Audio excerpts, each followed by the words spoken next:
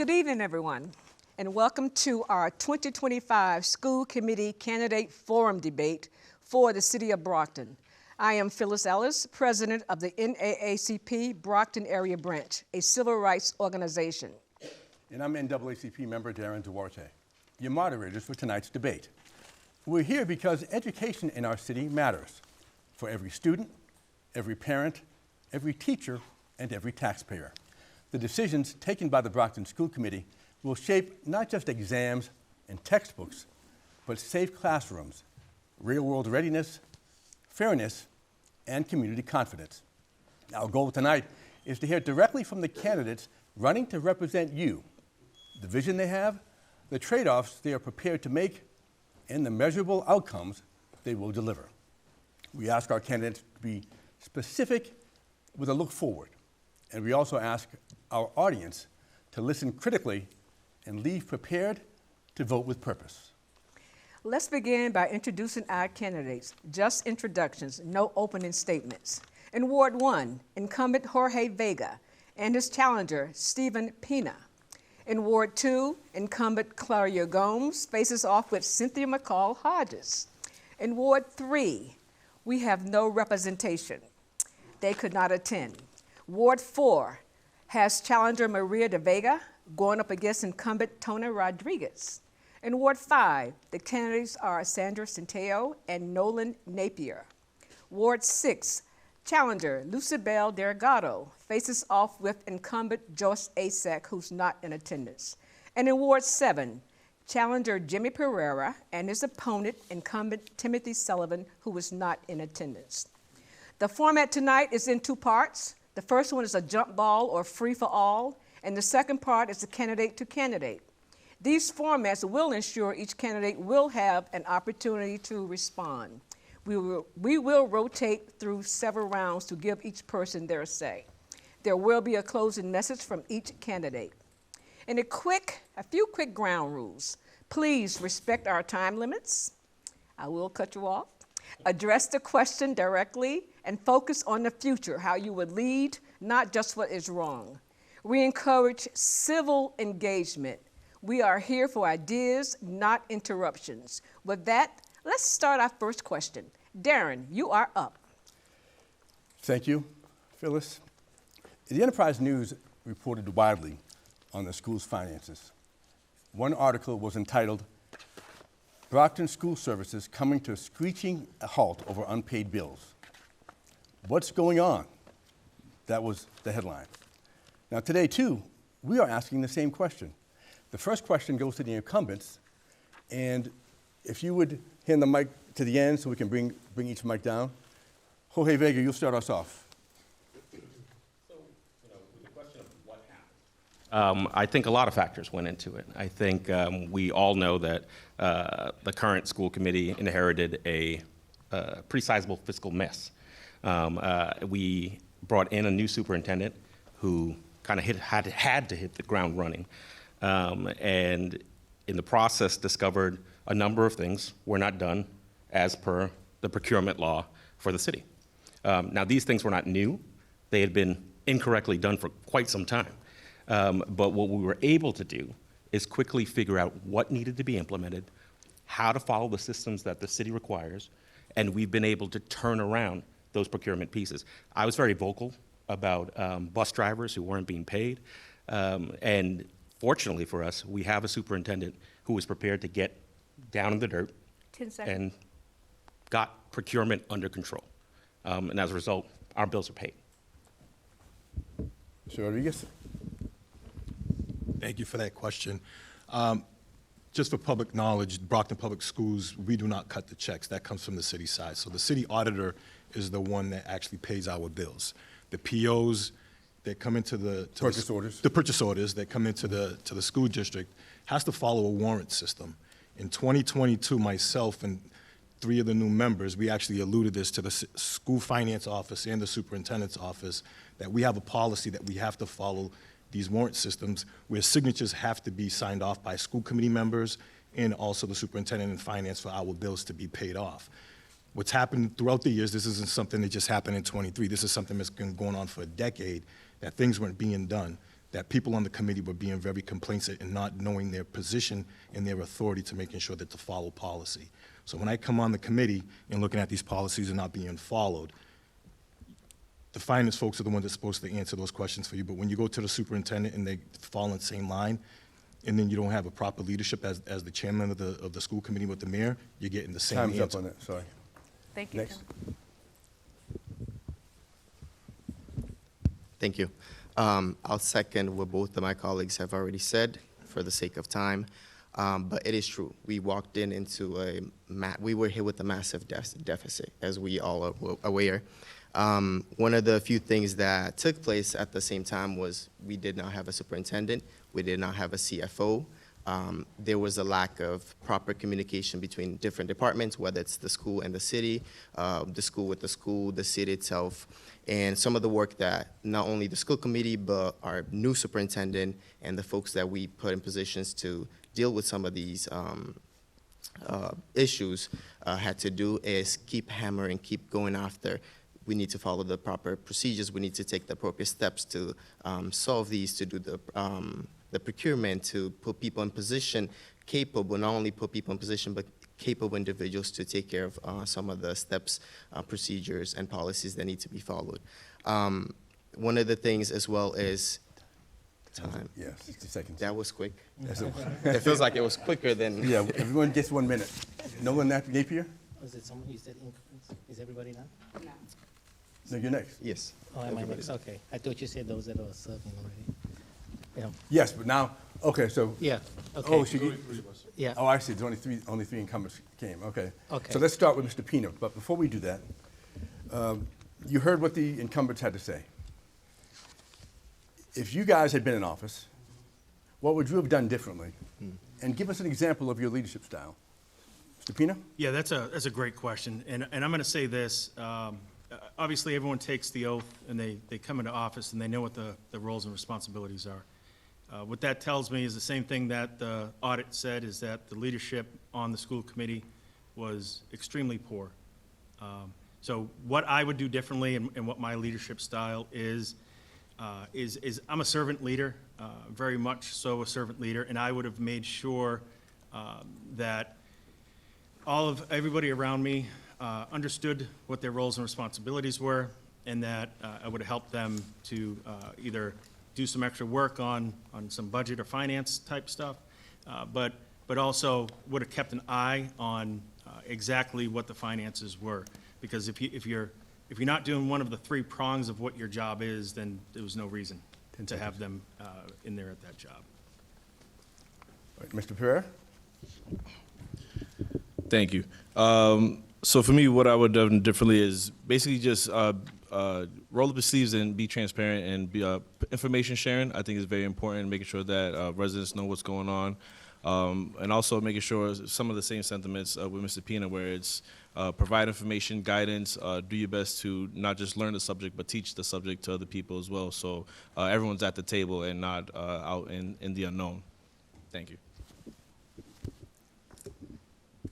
I think what I would have done differently is to make sure that the steps are actually being followed.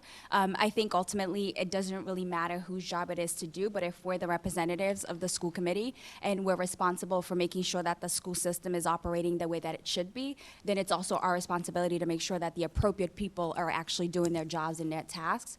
At my job, I don't necessarily hire people, but it's my responsibility to make sure they get paid. And if they don't, I'm at fault for that. So really taking that responsibility seriously. Okay. Cynthia McCall-Hodges? Yes, hi. Good afternoon, and that's a great question. What I would have done different is, first of all, I would overlook what the spending budget was before, and took accountability on what was going on. Accountability for everything that you do is very important. I think that, it was just looking at the numbers. Everybody wanted to be in charge, and no one paying attention to what actually was going on. If you would have been paying closer attention, I don't think it would have came into this bigger deficit. That's my opinion on it. Okay. And Sandra Centello? Ward 5 challenger? Yes. Well, if I was a school committee member at that time, I think first of all is to know what the job duties of a school committee is, and constantly I'm bringing up that issue. Where are we at with the budget? What is going on? I think the way, I mean, unfortunately that situation happened. It was a big deal, big crisis in Brockton. But I do feel like looking at where we at now, I feel like we are in a better situation with great systems in place to make sure that that does not happen again. Okay. And Mr. Napier. Thank you. Actually, amongst my peers here, I think I'm the only person that's an accountant. And so when I heard about this deficit, it was like after 12 o'clock at midnight. And I saw the committee come out and give a message, and that's what made me run when the reason that they gave behind what caused the deficit wasn't clear. And so the report that came out was that they asked the school committee to undergo annual budget and finance training. So as an accountant, that's what made me run for it, because we are responsible for $250 million. And your first responsibility is to make sure the responsibility of a school committee is a fiduciary responsibility to take care of the finances, nothing else. And so that's the primary reason we're here today. And if I currently lead an organization, we do budgets, and we make sure we work with the budgets. So I would have, yeah, thank you. That's the time. Thank you so much. This next question is also for the incumbents, and we'll start out with you all. There has been some tension in the past and internal voting shifts within the committee, including leadership reshuffles and so forth, involving the vice chair position. Do you believe this internal division helped or harmed public trust in the committee? Oh, you should have handed it. Yeah. We can start with you. The mic's right there. Okay. I would say it depends on how you look at it. I've looked at it from various perspectives. I don't know, for those that follow our school committee meeting, I like to be the calm person, to be the, I would say, reason of the body. There's often passion, so to say, within the body, and people tend to voice their opinions, perspectives. Lately, I've been hearing from the community that it has caused some distrust from the school committee, current school committee, and with the work that we could do. However, I would also say for us to look at some of the things that we have accomplished. We have a new superintendent, we have a CFO, our budget is in order, people are getting paid on time, everybody's getting paid, we have structures, we have plans in place to make sure, not that we're bulletproof, so to say, but that the mistakes or the actions or lack thereof in the past do not repeat themselves. One last point, and I'll stop.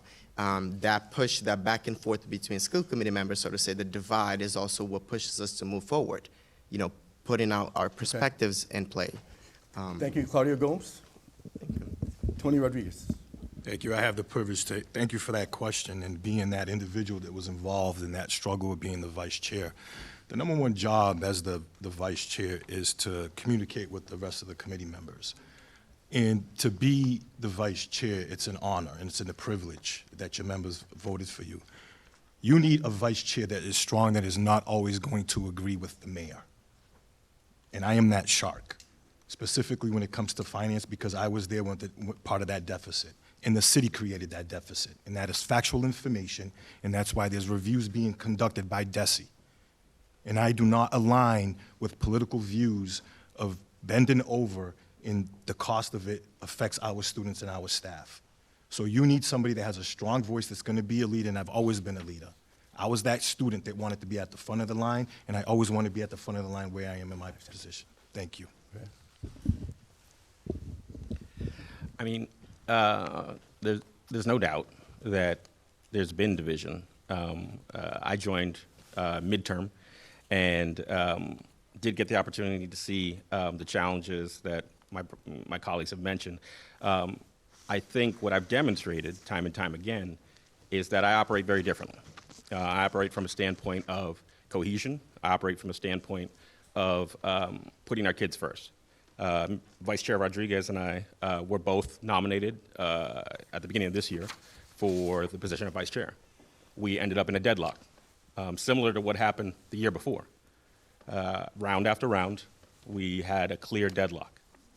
I removed my name from consideration because I was not going to repeat what had happened in the previous year. I was not going to delay the important work that needed to be done. And I made that choice for our district. Leadership can look like compromise. Leadership can look like thank you. collaboration. To the opponents, let's start with, and then bring the mic down. Ward 1, Stephen Pina, the challenger. How would you ensure stability in collaborative leadership rather than factional alignments inside the committee? Yeah, that's a really interesting question, and it's super deep, but at the same time, I will say I try to be a bridge builder. When I first announced that I was going to run, me and Mr. Vega actually talked for quite a while on the phone to see where we just were politically and on the issues. And I think that having that conversation helped me to understand I wasn't running against him as a foe. It's just that he has a different way to get to the same point.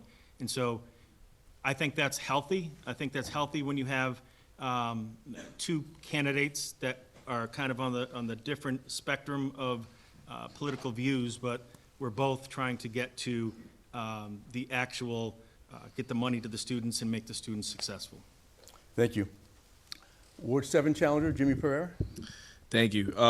So for me, unless you mind repeating the question before I start? Sure. Thank you. How would you ensure stability and collaborative leadership rather than factional alignments inside the school committee? Great. So professionally, I'm a community planner, and that's my background.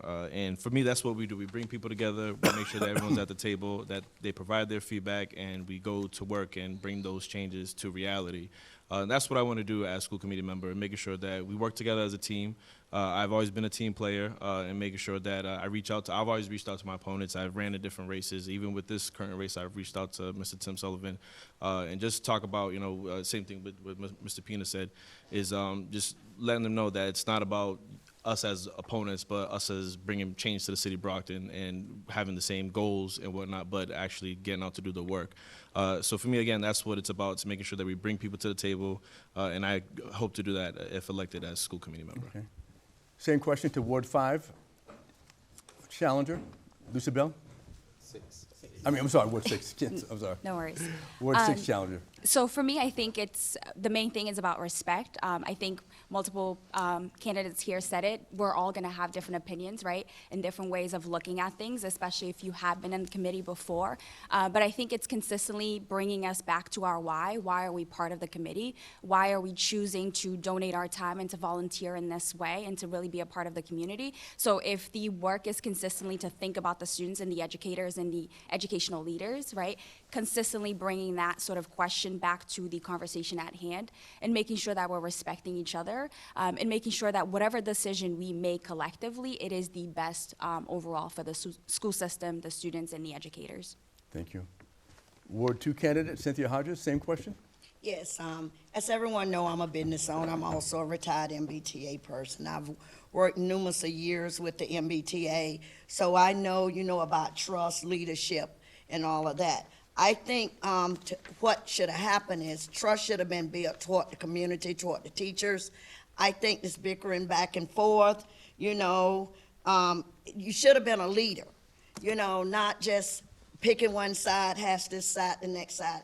I think leadership, making sure education is very important, and because you're dealing with the school. We are being school committee members or leaders or whatever, should be a leader. Actually, in every avenue, it should be a leader. And so I think leaders are very important, not just someone that want, to go back and forth. So I would make sure that it's a leader and continue to be a leader no matter what no one else thinks. Okay. Ward 5 candidate, Sandra Centeo.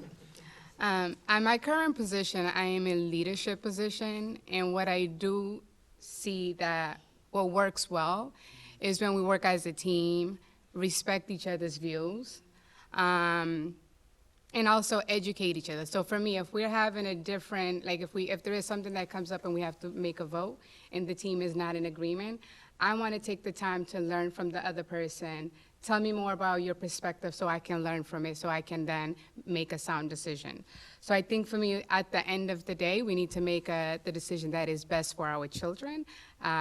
Being a team player is one of them. Listen and educate each other on the different views. And being a part of a school committee too, or any political body, no one's going to agree with everybody all the time. This is why you have to have, right, voters as putting us in place because we are bringing in unique perspective and unique voice, and we should have that. Madam President? Yes. Oh, sorry, I'm sorry. Because you're not sitting, you know what it is, Nolan? Because I'm looking at the challenger table over here, and then I Okay. keep forgetting you're sitting No over here. problem. Forgive me. Yeah, I believe in leadership. You lead by example. And, you okay? Yeah, go ahead. Okay, yeah, so to lead by example is, and to be led by the facts. You know, it's very important to be held accountable. So when we talk about team, and we led by so team, the T stands for transparency. You have to be transparent with one another. If you lead with E, you lead with equality. Everybody's equal on the board. You know, there's nobody that's superior than the other. The A stands for accountability, and the M stands for management. So you got to be able to manage. You have to be able to lead. That's what management is. And so I believe that, yeah, we have equality, but we have to be transparent, and we have to be able to be held accountable and hold others accountable for the decisions that they're making. So thank you. Thank you. Well, you know, the school committee has been in the media for the last a lot of months, right? So, you know, I have to ask this question, okay? To the incumbents, on February 14th, 2024, you wrote a letter to various government officials calling for the deployment of the National Guard in Brockton High School.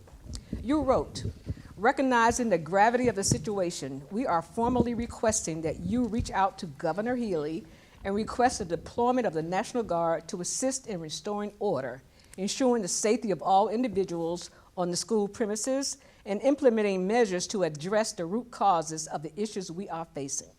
My question, isn't calling the National Guard an admission of your own failure to lead and manage school safety through appropriate policy-making channels?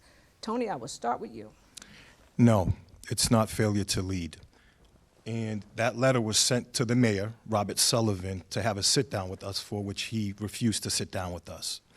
Then it was CC'd to certain city councilors, and the city council reached out to the media and made a spectacular of the issue. On top of that, when we talk about the National Guard, former superintendent called for the National Guard because we had transportation issues, but nobody from the public went and questioned that. When Governor Baker utilized the National Guard for transportation across the state, there was nobody in the community that spoke up against that. We had the National Guard in our hospitals, in our hotels with the migrants that are coming in, but nobody made a big issue about that. And the National Guard was not called in to come in uniform. And when National Guards, and then Mr. Steve Pena in the military can attest to this, they do not come in with weapons. They were specifically being requested to come in and fill in as substitute teachers in plain clothing. That's what their request was, because that's what they were already doing. But people wanted to make a spectacular of it. And that wasn't the case of that, because Tony Rodriguez was the only school committee member that was walking in the high schools where we had a shortage of teachers and 35 to 40 teachers calling out every day, which left 800 to 1,200 students unsupervised. Okay. And it was a dangerous situation there, and kids were getting hurt, including the staff. So I will not sit here and jeopardize the safety of our students with our educators on political views of not keeping our students safe. Okay, And so if you it said comes you to- reached out to the mayor Yes, he initially. refused. There was But an email. Did you Yes. ever consider reaching out to other groups like youth counselors or our organization, for instance, before you called the National Guard? Because we're dealing with Yes. Brockton High, mostly, you know, black and students of color. And when you mention a National Guard, you know, that's kind of a red flag. Oh, yes. So, And you this- consider reaching out to other organizations? We reached out to the mayor first to have a sit-down. Uh-huh. And then it blew up from there. Oh, I see. And it came from a counselor at large. I'm not going to mention his name. Okay. And it should have never happened that way. If the mayor acted as the chairman and met with us, we could have had a constructive conversation and seen where there was failure of leadership. Okay, And he's the man, he's the chairman. okay, So that's where it failed to address that. okay. And that's where it came about. We had a safety audit conducted because of asking for the National Guard, which constructed of us of having security specialists up at the high school.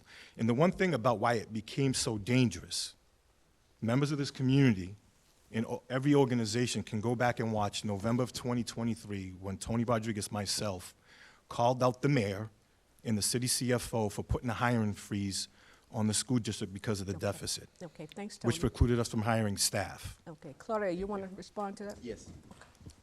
You said me, all right? Claudia. Yes, I would like to respond. As you know, when I came in, the deficit had already come to light.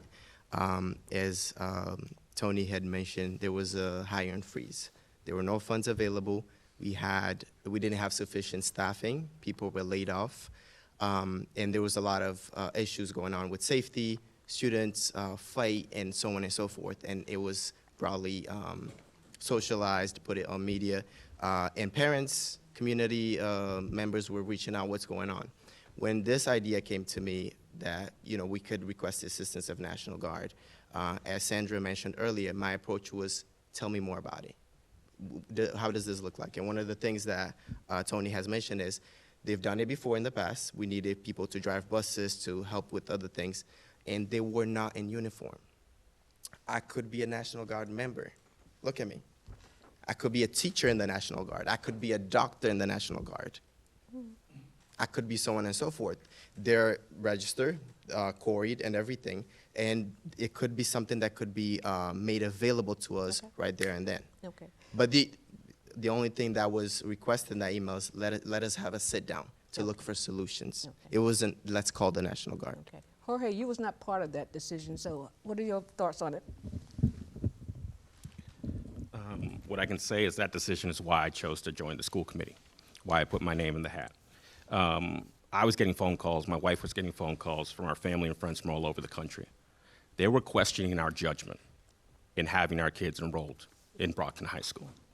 These are family and friends who were watching stories carried nationally that we had one of the most dangerous schools in the country and that the National Guard was required.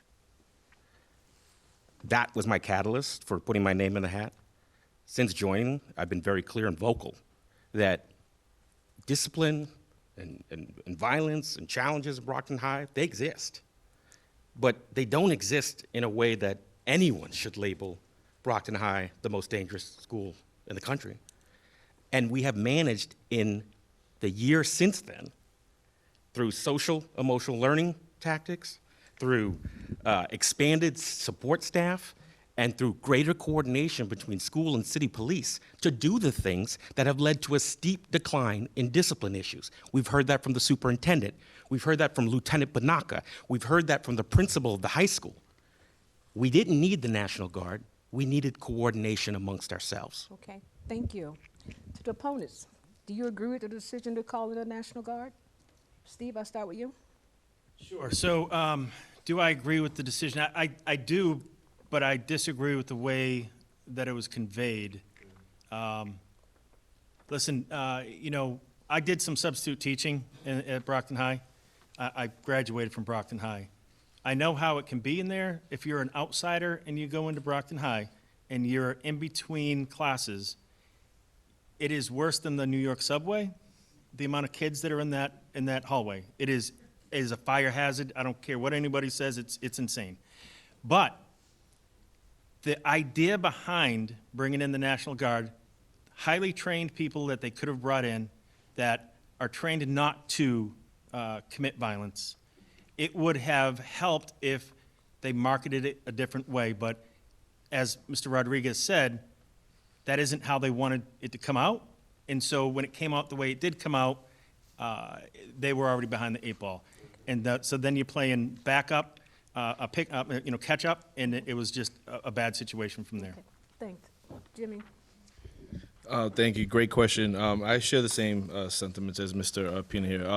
I work for the National Guard. I substitute teachers as well. I did that as well, and I was a at-risk youth in the Brockton school system. Went to the alternative school, Phoenix, so I know how I can get in Brockton in the school system, and I know that if you're short-staffed, then it's a potion for catastrophe. So, and again, as it was marketed, I don't think it was fair that it was conveyed as first resort, because of course there's a request to sit down and have a conversation about solutions. So I don't think that's fair for the school committee how it was portrayed. And I think if it is something that is needed, then yes, we should call the National Guard in. But again, convey it to the public the right way, not in a political propaganda form. So Thank you. thank you. I think a couple months ago, right, just kind of being a citizen of Brockton, watching the headlines and sort of learning what the media was saying about it, I would absolutely say it wasn't the right decision.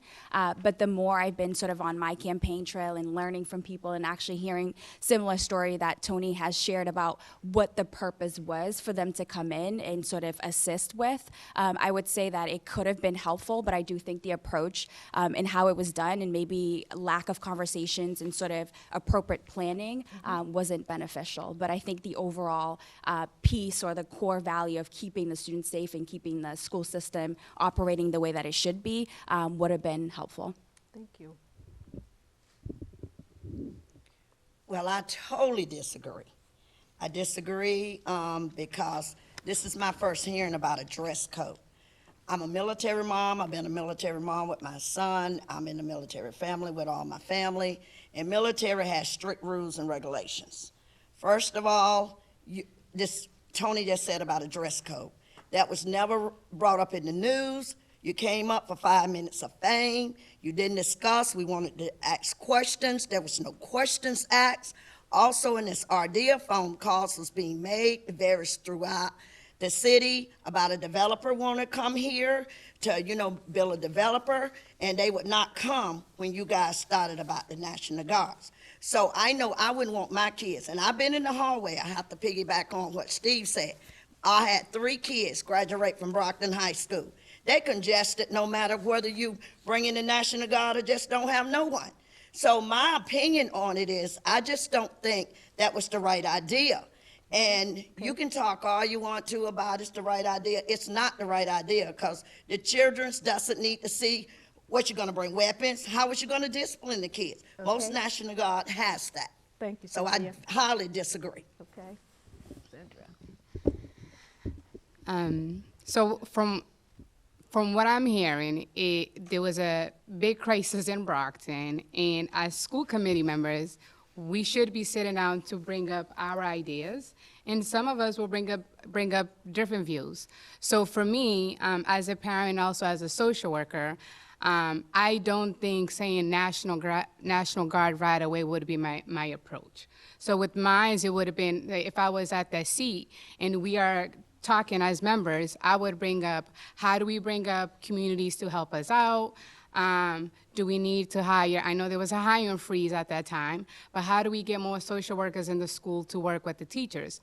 But I also understand the safety side. If there is no teachers there to teach my kids, right, what are we going to do? So I think this is when we need to sit down and learn from each other, but also understand you bringing up this idea, how is it going to look like? How is it going to look like in our schools? Okay. So I think that's where the disconnect was, and I appreciate you, Tony, for giving us more clarification around it, because the theme has been National Guard, National Guard. So I was thinking weapons, coming out in uniform, and as a parent, I do not want to see my kids in that. Thank you, Nolan. Go ahead. Oh, and they're skipping you. Can I just speak back real quick? No, Nolan. Go ahead. Thank you. I'm not privy to all the facts, so I know most of the members here mentioned their opinions. I don't have opinions on it. Tony has spoken to it. He's justified his decision why he called it, and so unless I'm privy to all the facts, I can't really speak to that and give an opinion. Okay. So to close it out, I'm gonna let Claudio and Tony have the last word. You have 30 seconds, and you have 30 seconds to rebut anything that anyone else has said. Thank you. I'm not going to rebut what anybody said. I appreciate your perspective and point of view. A few things I'll highlight that you just mentioned. One, we did go to the public, and the first thing I said, I know how it sounds when you hear National Guard. You hear uniform, you hear weapons, so on and so forth. And I said, that's not the case. That's not what we meant. We wanted to sit down and have a conversation. Maybe this issue would never came to light if we had sat down and had the conversation.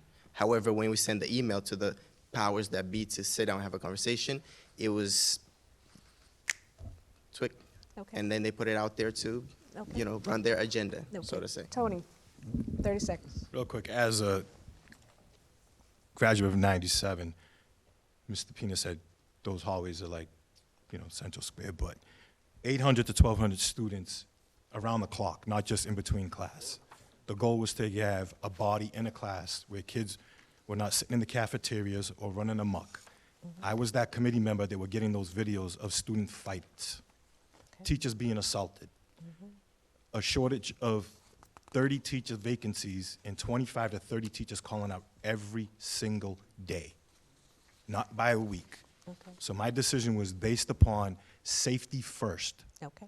All right, thank you. As a parent perspective, I would allow it. 15 seconds, go I ahead. just want to make sure that everybody understands, as a parent, and your kids come home and they tell you that they were in five study halls for the day, what are you supposed to think as a parent? So you have to sometimes think outside the box. In Google, they call it moonshots, and I like that idea. Sometimes you have to take a moonshot, and sometimes it fails. Okay, thank you, Steve. Guys, come on, we got more questions. No, come on now. Now we got to Think move about on. We have to move on. As a committee member, I was sitting on a detail at Good Samaritan on a prisoner, and my daughters texted me, Dad, there's somebody in the school with a firearm. And I had to make sure that she felt safe. Okay, all right, thank you. We're going to switch gears, okay?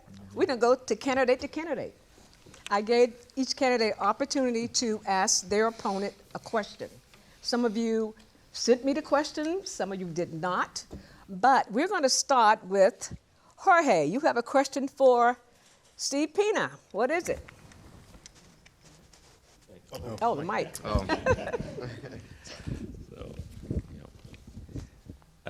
I think, in these last few years, we've found ourselves tested in a lot of different ways. And the ongoing theme that's come up is accountability. Mr. Pina, you enter this race with a well-documented history of divisive online statements. And since then, you've shown similar behavior in your campaign, spreading misinformation about me, falsely claiming I spent my entire first year on the school committee running for mayor, misrepresenting my record with our school unions, and labeling me an outsider because I wasn't born in Brockton. Most recently, you posted a photoshopped image of Superintendent Tahiliani that mocked her and called her a complete failure. Now, knowing that the superintendent serves under the direct supervision of the school committee, that kind of public ridicule raises serious questions about your ability to oversee her work impartially. Why should voters and Dr. Tahiliani believe you will conduct yourself any differently if elected and carry out the job with fairness and respect? Yeah, so thank you for that question. I don't know what you think of as a well-documented a trail of online posts, but I will say that as the job of a school committee member, it's to hold the people accountable. Do I think it was correct to give the superintendent who's been there for a year and has a lower graduation rate, a lower proficiency rates, a $35,000 a year bonus, and then another year with another $35,000, when she literally is not successful, and the state said that she was, and I quoted the state, that wasn't something I made up, that the state said that that she was not successful. So yes, I will hold people accountable, and I will call them out when I need to call them out. Everything else that you said, I believe I talked to you about that other stuff, and I showed you the receipts, and I'm not going to bring it up here, but Okay. that's. Thank you. Yeah. Jorge? to clarify, Mr. Pena and I have had many conversations, those conversations involve him hearing hearsay and then feeling comfortable putting it out there, and me saying, "Why didn't you call me?" We've been texting, we've been talking regularly. If you had questions, I'm always available. When we talk about accountability, I strongly believe in accountability. But there's a difference between accountability and ridiculing someone. Like, when you choose to Photoshop the superintendent and post it online, that's not accountability, that's juvenile behavior, right? The kind of behavior that we wouldn't tolerate. We'd call that cyberbullying if it was one of our kids. So it's really important that we differentiate what accountability means. For me, accountability means demonstrated results. Demonstrated results like going from an $18.5 million deficit with a superintendent who didn't know what was going on to a financially proficient superintendent who has taken care of our bills, who has turned things around, and is the first superintendent in quite some time to present a budget to the city council that was unanimously supported. Okay, thank you. And I think Steve has a question for you. Oh, I did have a nice question, but I guess I'm not going to go with that one now. All right, so Committeeman Vega. Go ahead. The enterprise, it was well documented. The enterprise photographed you going through the union line, and you said that you were supporting the union. You said, and many occasions in our live events, you said, and I believe I'm not going to say I quote, but I believe I heard you correctly, that the union will be happy with the results. And then last night, I heard the same thing, that they were talking about somebody saying the same thing. So when we have a continuous budget issue, instead of you voted yes to extend the superintendent's contract and approve the $70,000 pay raise, when at the same time the people that feed our kids, drive our buses, and are in the classrooms, they left yesterday empty-handed. How do you justify to those union members and look at them in the face after you're claiming that you're with them while you sit there and enjoy your high life, given the $70,000 pay raise and living on the most expensive street in the city? Oh, let's make it personal. Let's make it very personal. Oh, Okay, yeah, so you there's did a couple of things that are important to know in here, right? There's a couple of, so when I talk about misinformation and misrepresentation, this question is possibly the best example that I can give. So let's start with the superintendent, right?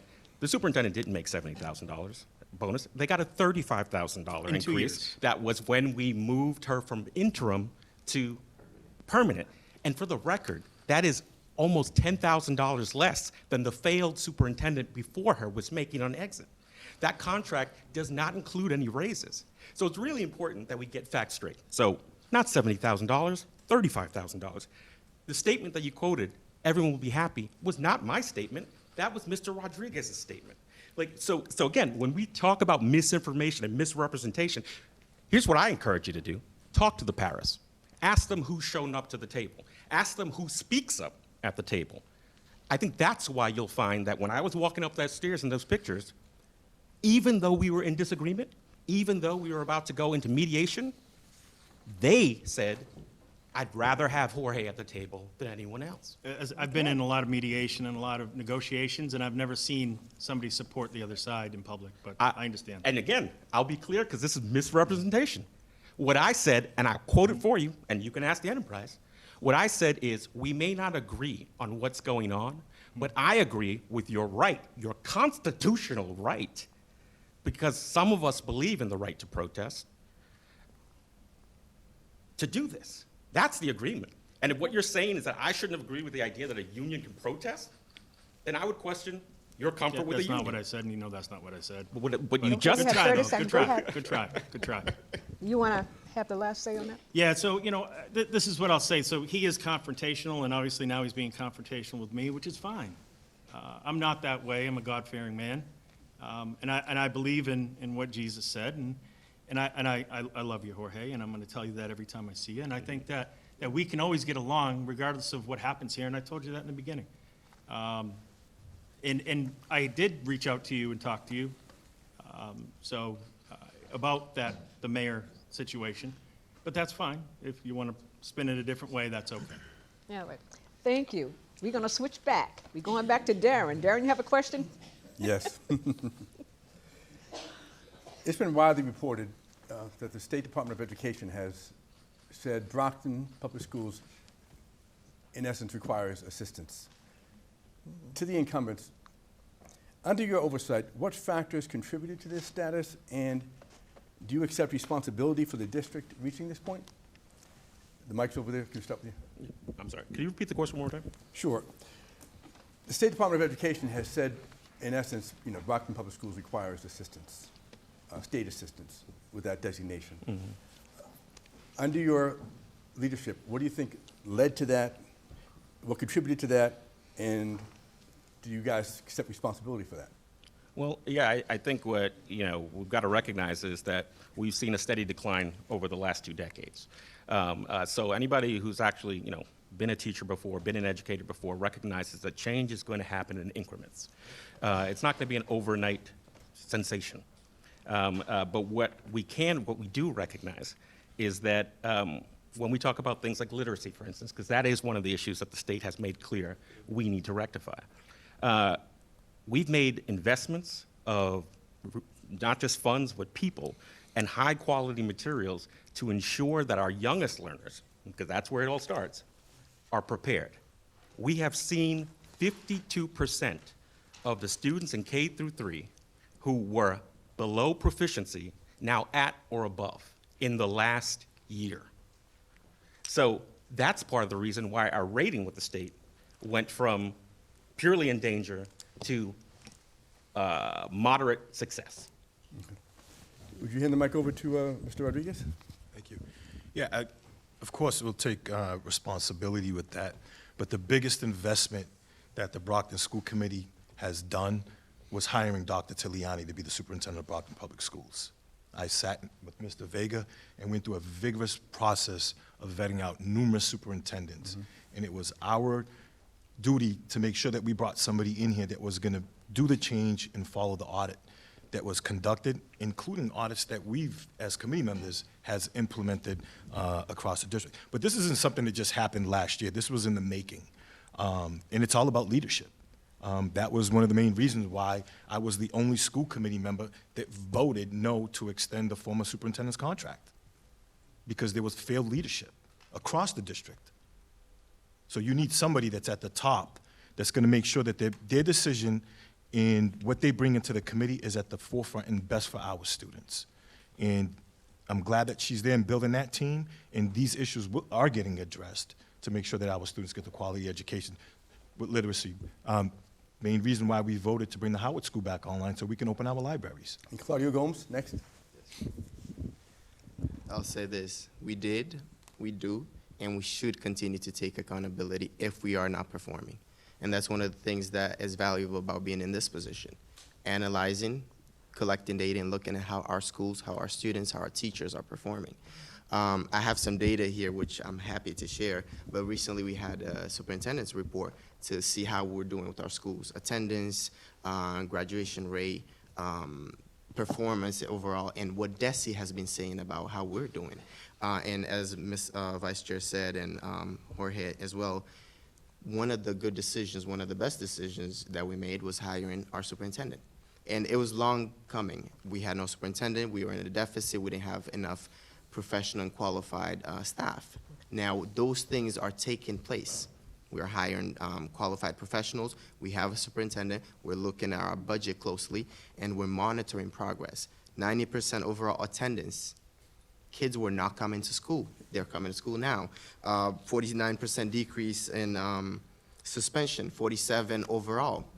These are some of the data we're looking at with the implementation of new plans of new. We can get back to some of that too, but let me just move on from here, because your time is up on that. Usually I'm going over here, but so I don't forget you this time, Mr. Napier. I'm going to start with the opponents, with you. If you were on the committee at the time, what specifics do you think you could put in place or would put in place to prevent any state assistance designation? Yeah. Yeah, first of all, is making sure we have the right people in place that are qualified. The previous superintendent worked his way up because he was a resident of Brockton, but if you look at the report that came out, he didn't have the right qualifications. He had nothing, no accounting background, no nothing to manage the funds. So in that sense, causing the deficit led to other areas of where the school struggled in fulfilling roles, in leading the teachers. And so I would have made sure that our budget met and we understood the needs of the kids so we could actually hire the appropriate teachers and so we could teach them. So we would have been more proactive instead of being reactive now in what has happened. So. Thank you very much. Ward 1 challenger, Stephen Pina. Yeah, I think this is a historical issue that you really need to look at. You need to look back at 1993 when the Education Reform Act was passed. Before that, Brockton was funding schools at about 80% from the city side. And it was getting about 10 from the state and 10 from the federal government.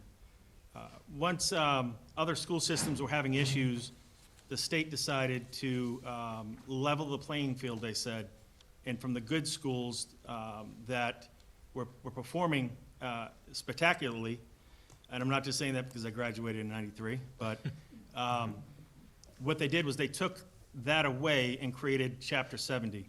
And now you have the state determining what the funds are spent on, who gets what funds, and through the formula that they use.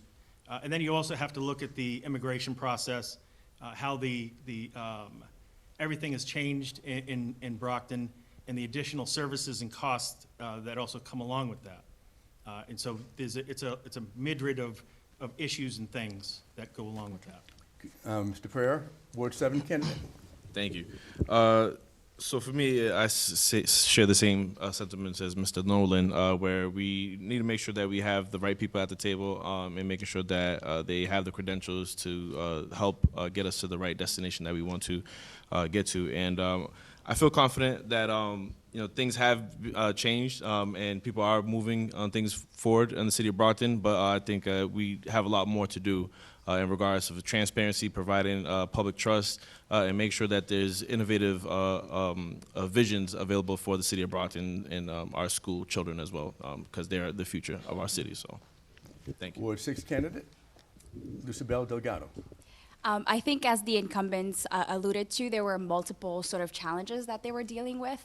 And so I think, when you're dealing with multifaceted, multi-layered sort of issues that maybe they inherited from years before, it's really setting the priorities of what can be handled first and looking at what is going to give you the most return on your investment. So if it's tackling the budget or hiring a proper superintendent who has the appropriate skills, you really have to kind of measure your sort of priorities and then kind of go down the line of how you would tackle the other issues to make sure that the system is coming back to balancing out the way that it's supposed to be. So really it's taking a look at the entire system, setting your priorities and tackling them from there, taking into account the challenges that you have. Thank you, Ms. Delgado. Cynthia Hodges, Ward 2 candidate. Yes, I agree with you must have the qualified people. Accountability is very important. I think accountability, communication, if you have the communication, I think that the school, and we still need a change. We're working on it. They need to work more on it, focus more on it, and they need to be more transparent with it, and all of that. But I think that it is very important to think about accountability and the qualified person or people who is working with you. And Ward 5 candidate, Sandra Centello. The topic is still students' achievement, right? Yes. Yes. So I think a lot of you guys have responded that your answers would be Okay. reset. So I would say is hiring the right person to lead our schools. But I think we also need to then start focusing on the students, right? So how are we going to make sure that the students are getting the service that they need? So for me, it would be focusing on make sure that we are prioritizing and having tutors around We need to have smaller classroom. We need to hire more professional, paraprofessionals to support the teachers, because right now our classrooms are huge. And also partner up with community organizations to continue to support students when they're out in the community. So like more reading, support them with math, so our scores can get higher. There have been there's good news too out there. Reports show that there's been some positive movement in the dropout rate. So to the incumbents, what specific initiatives did you guys put in place to get to this, and how do you sustain it? Yeah, I think it's a combination of things. There's an academic component, obviously, and we have and continue to have dedicated educators in the Brockton public school system.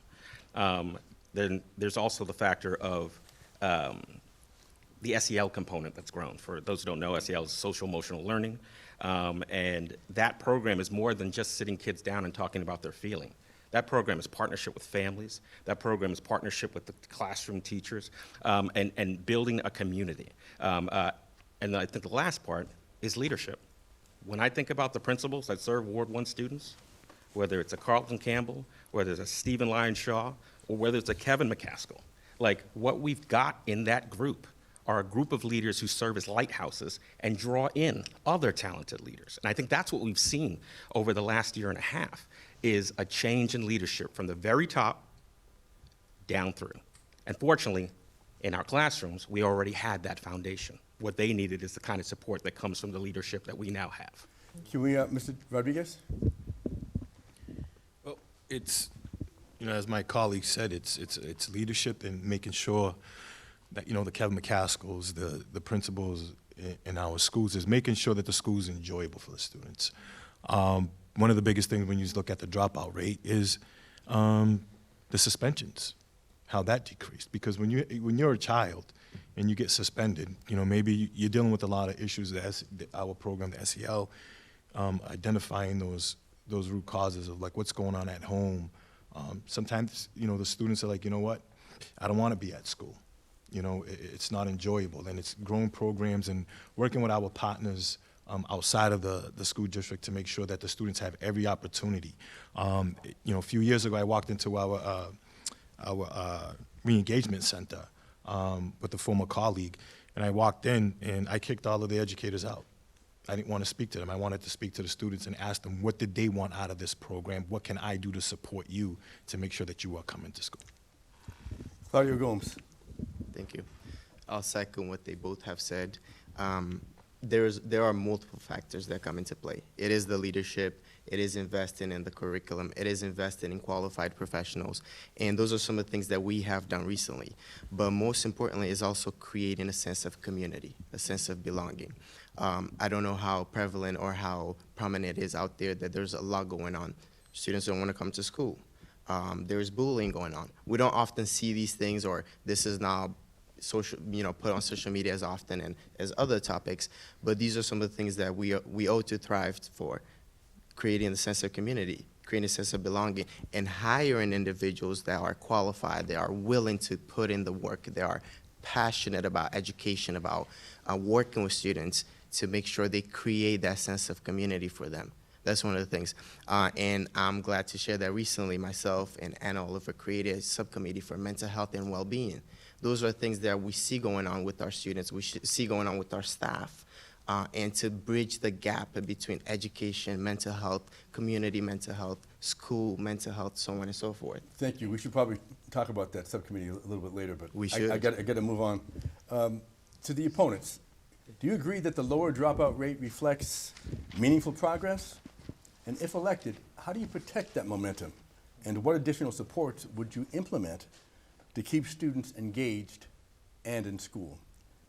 Mr. Napier, Nolan, go ahead. So before we continue with that, I just need to come back to the first question where you said that the state said we need assistance. And I'm trying to understand, and I'm going to ask you guys, in what area, do we have any statistics that we can go off by?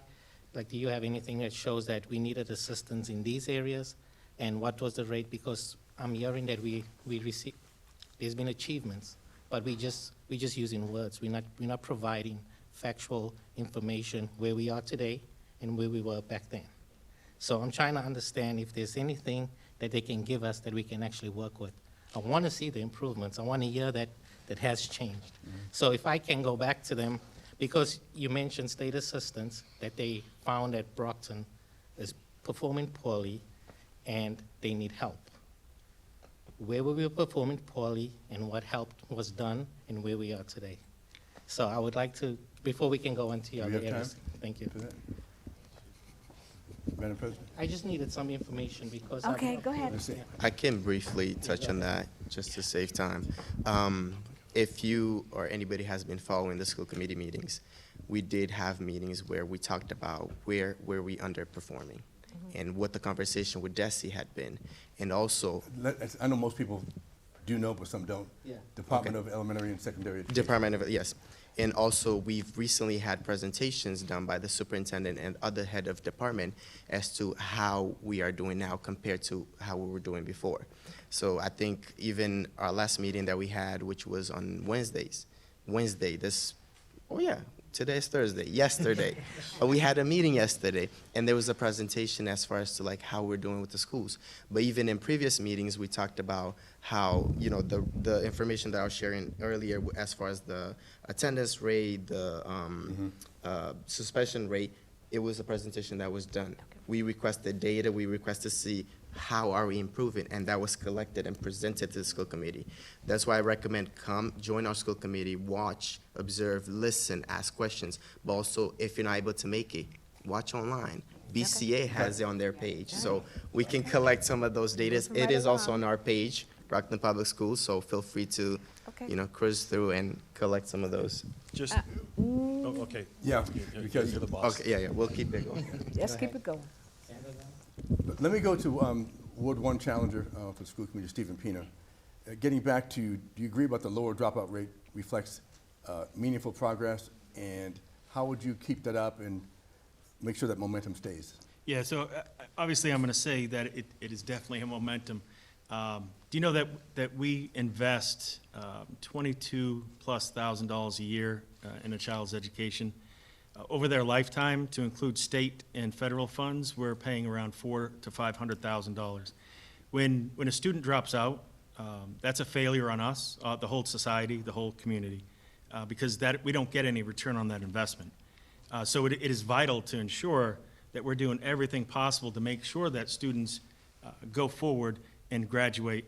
And they're looking at not just college, but they're looking at other ways, like the CTE, the VOTEC stuff. They're looking at nursing. They're looking at everything that they can do that may not need to go to college for and take out a mortgage payment on. And that includes service as well. And so I think the avenues that these guys have started to create, like I'll say that there are a lot of things that are going that are good, and we just need to continuously capitalize on those improvements. Mr. Pereira? Great. Ward 2 Challenger? 7. With 7. Yeah.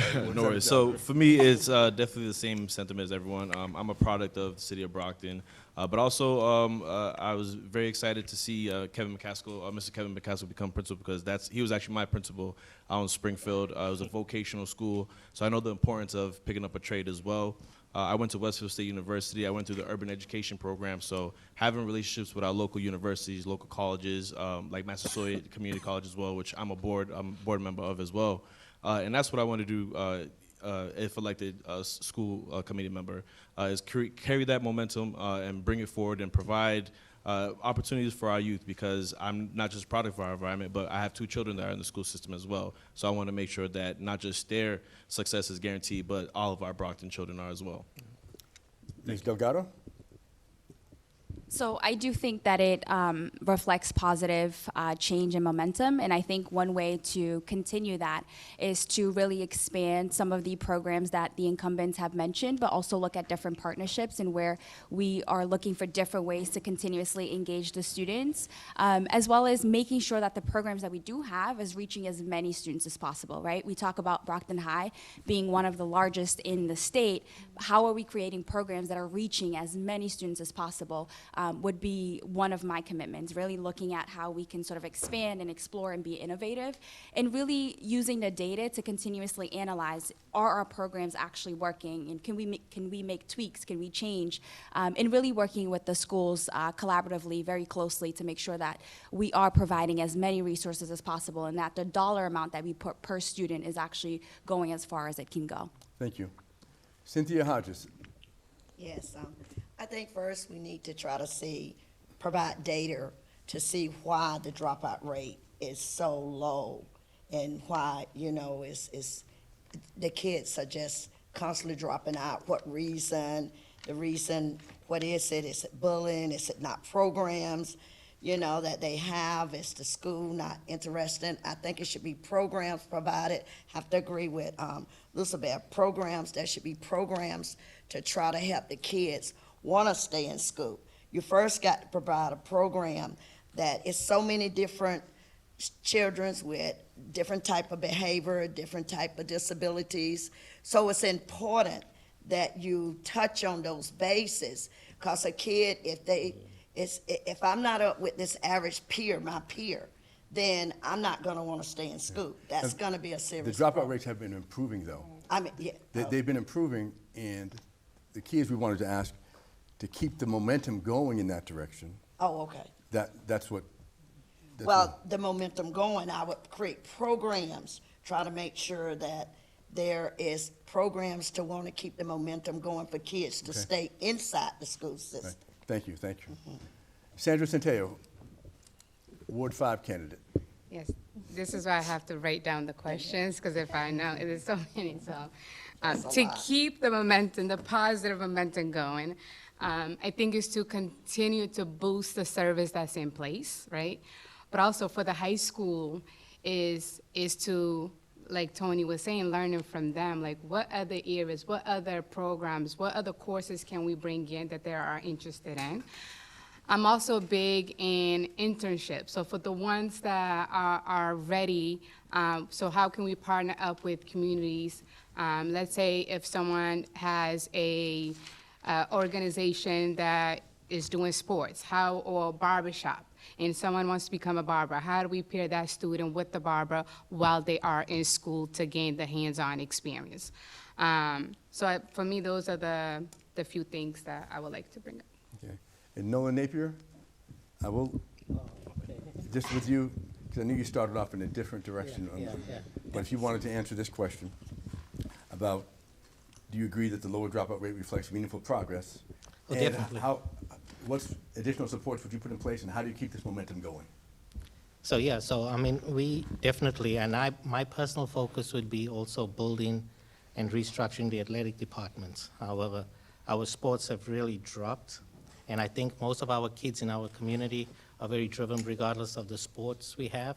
So it's always partnering with the local sports committees, if it's the softball program, if it's the baseball program, basketball, the ones that run community programs, to partner with the soccer program, and hopefully we can help the schools build and offer incentives where they can compete, and also in order to keep them in school as well. And as they pointed out, build other relationships with Massasoit Community College and different VOTEC schools as well that we can help them. Okay, thank you. Phyllis? Okay. As you know, youth programs are essential in reducing youth violence, homelessness, and criminal justice involvement. The Boys and Girls Club has publicly proposed building a new youth center on Eldon B. Keefe Field to relieve space pressure and expand preteen services. It appears the project has stalled, and accusations of political delay have surfaced. To the incumbents, given that youth services reduce violence, homelessness, and criminal justice involvement, what exactly is holding up this Boys and Girls Club expansion? What is your role in either advancing or delaying it?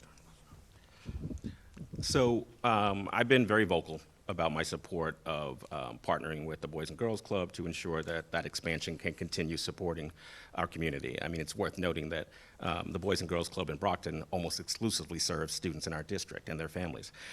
So what is holding up, actually, this is where my opponent and I agree, a lot of bureaucracy. A lot of bureaucracy is what holds things up, Yeah, the vice chair and I have been, visibly of different opinions. I do agree with him that we are both of the opinion that the Boys and Girls Club needs to happen. I believe that this is a case where we could easily step out of the way. I believe this is a case where we have a great partner who is not trying to do anything other than continue to support our students and families. I think it would be very easy for us to step out of the way. We don't need to be caught up in the legal quagmire that we are in right now. And frankly, I don't see why we can't move forward. I've sat in on many conversations, I've asked questions. There's no answer that I've received that makes me think that we can't release the easement tomorrow and let City Council continue. Okay. Tony? Well, as an original member of the Brockton Boys and Girls Club when it first opened, I support this wholeheartedly. That's why I voted for that parcel to be deemed surplus so they can grow. But when I became vice chair, there was a lot of I's and T's that weren't crossed. So those issues were brought to the attorney to make sure that they can correct that before we move forward, and that's what they're doing. Up into including, one of my biggest issues is the school department has been charged, Schedule 19, millions of dollars where the school department is not responsible for. So construction costs, anything that's over $150,000 is the responsibility of the city. And as vice chair, I had to sign off on an MSBA reimbursement where the school district was charged $4.4 million. And that's why DESI is doing that thorough review so those dollars come back to the school district. But when the city council votes to borrow $5 million against stormwater reserves to pay for a $5 million culvert, we can be charged that $5 because it's Schedule 19 chargeback. Okay. Move forward with that, but don't take our Chapter 70 dollars that's meant for our students for a private partnership. Okay. Thank you. Claudia? You used a lot of terms. I don't know. You should have elaborated further. I'm a Ward 2 school committee member, and the location of the said facility is going to be Ward 2. Obviously, I want it to happen. And when it was brought forth for this committee, I was very excited. Still am, and I still want it to happen. When there were a couple of meetings that took place, and for one of those meetings, I requested to be in said meeting because I wanted to hear the ins and outs and what was holding up the process. And as Tony said, there's a lot of logistics, a lot of legal things that need to be cleared out before we move forward. From my perspective, put it like this, we could just say, go ahead and do it. However, we've seen what happens when things in the past were just being done, okay, and proper procedures were not being followed. The other piece, last piece I'll say, we have lawyers that work for us on our behalf and whatnot. And their advice was, we are working on this. These are the things that we're gonna do. So we are taking steps. It is moving forward, okay, and things need to be drafted, signed, revised, and signed before we move forward. Thank you. Opponents, if seated on the school committee, how would you handle partnerships like the Boys and Girls Club proposal differently, and what is your vision for youth investment in Brockton? I'm gonna start with you. Yes. Sandra. Thank you. You're welcome. So I definitely believe in programs like the Boys and Girls Club. I am a mom of 2. Thank God for the Boys and Girls Club. And even this year alone, the supports that my daughter is receiving there, so the academic support, but also being in a community, she gets to see her friends, right? She gets to do extracurricular activities such as dance. They bring up different speakers to talk about different issues. So for the older kids that are there, they are bringing different organizations that is coming in to talk about sensitive topics such as domestic violence, healthy relationship. So as far as me being part of the school committee, I am a strong advocate and partner up with communities, but when it's particularly to serve our children, I will be 1,000% on board with supporting organizations that's invested in our kids. Thank you. Cynthia McCall-Hodges.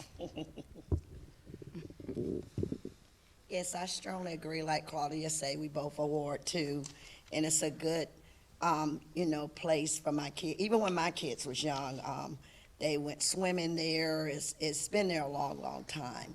And I highly support it. I hope that we, if I'm elected to be on this committee, that we can just, move forward and make sure that each and every one of us process, all what need to be done for the Boys and Girls Club to make it happen.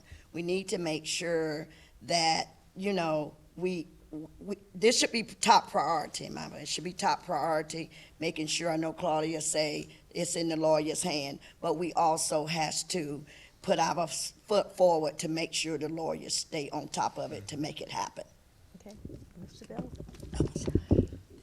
I think, like everybody has said, I am definitely in favor of expanding, particularly the Boys and Girls Club, but any program that would support our students in terms of their involvement outside of the classroom and making sure that they are well-rounded citizens of our community. And then in terms of being on the committee and looking at future partnerships, I would, be a part of vetting out the partner and making sure that they are the right partner for us in our community. But also, I think, going back to Tony's point, really making sure that we are doing everything by the books in the way that we should be, and sometimes that does take a little bit of time, but really staying on the process and making sure that the people who are tasked with making sure that the projects, move forward with a specific timeline are actually doing their jobs. But I'm a huge supporter of after-school programs and extracurricular activities. Thank you. Thank you. So for me, I support the expansion of the Boys and Girls Club as well. I was also an attendant at the Boys and Girls Club as a youth. The planner side of me is more concerned with the traffic management portion of it. Is there going to be a traffic signal, who's paying for it, and things of the sort. But those are the details, things that, again, that was mentioned that, we shouldn't be at a quagmire, we shouldn't get in the way of it. We should move things forward and get things done in Brockton. And it seems like a lot of the time these situations are used as a political pawn rather than something that can be for our children. And I think that's what I would like to bring to the table is try to bring everyone to a common ground, work with everybody, and get the goal accomplished. Thank you. Well, this is kind of showing my age. There was no Boys and Girls Club when I was a kid. That's where I played football. That was my locker room. That's where Brockton High's locker room was, and that field is where we practiced. We took a bus from that field every game day to the Marciano Stadium. Now, I'll tell you this, my son, who's in the audience, he uses it. But what I'm gonna say is this, don't give away the store. Yes, it's a great thing. I support it 100%. But don't give away the store if you get on, okay? Don't just give it away. Look, so many times in the past, we've made deals with developers in the city, and we were promised things, and we don't get them. We have some of the worst fields in the state. Like, where are our turf fields? Where's everything that we were promised before? Make these deals, make them turf that field over, spend that money, and build whatever you want. Go ahead. Thank you. Nolan? Yeah, this is close to my heart. I'm the president of Brockton Youth Soccer, so I've actually had personal experiences with the school committee, and they've failed our organization. So currently, the school committee wants to charge kids $200 an hour to use the Marciano field.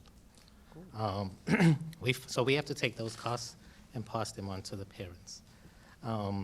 So they've set these rates for different organizations, so we partner with them, but this is the responsibility of the school committee. The kids attend the school, they're at the school, but they can use the field during the week, but on the weekend when they want to use it, they have to pay for it. So we need to fix that.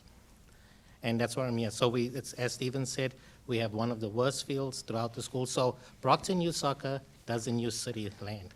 Okay. We have private land. We have to go to the VA and use their facilities because the city doesn't provide adequate fields. Or we go to the school committee to help the kids out. Okay. So that's something we need to fix in the city. And it's not only soccer. We saw it with the softball field team as well and others. So I definitely advocate, and we definitely have to get the Boys and Girls Club field going. But it's something that we really need to build partnerships, the schools, with the community, with the extracurricular activities on weekends throughout the week. Thank you. Thank you. Jorge, you can come and protest with me, and we'll say turf that Okay. field. I don't know if there's a segment on our facilities, because I want to rebut what he stated. I don't know if this is the proper time to do it, but just to talk about because I know this is on the Boys and Girls Club. As an original member, when that was presented to us, we all supported it unanimously. As the chairman of facilities, all of the meetings that we've had was called by me, not by the Boys and Girls Club, not by anybody else. I've been moving that needle. There's emails, text messages with our attorneys, I'm the one that's making sure that this happens, and Mr. Claudio was in our last meeting. I said, what is the quickest, fastest way? Because this started in 2019. 2019. Count how many vice chairs and look at all the subcommittees of those that served on facilities. I got on the facilities in 23. Okay. So when people want to point the finger because there's this notion that Tony is holding this up, I am not holding this up. I'm moving this forward. So those individuals that want to set this narrative, please stop because you're embarrassing yourself. There's documents, there's emails. I'm not the one to try to embarrass people, but I am the one that is moving this needle to make sure that it gets done Okay. the proper way. Okay. And then when the family that donated that parcel of land contacts me just last week, they have a say in there. There's deed restrictions on the usage of that field. Okay, thank you, Tony. Thank you so much. We're going to switch gears again.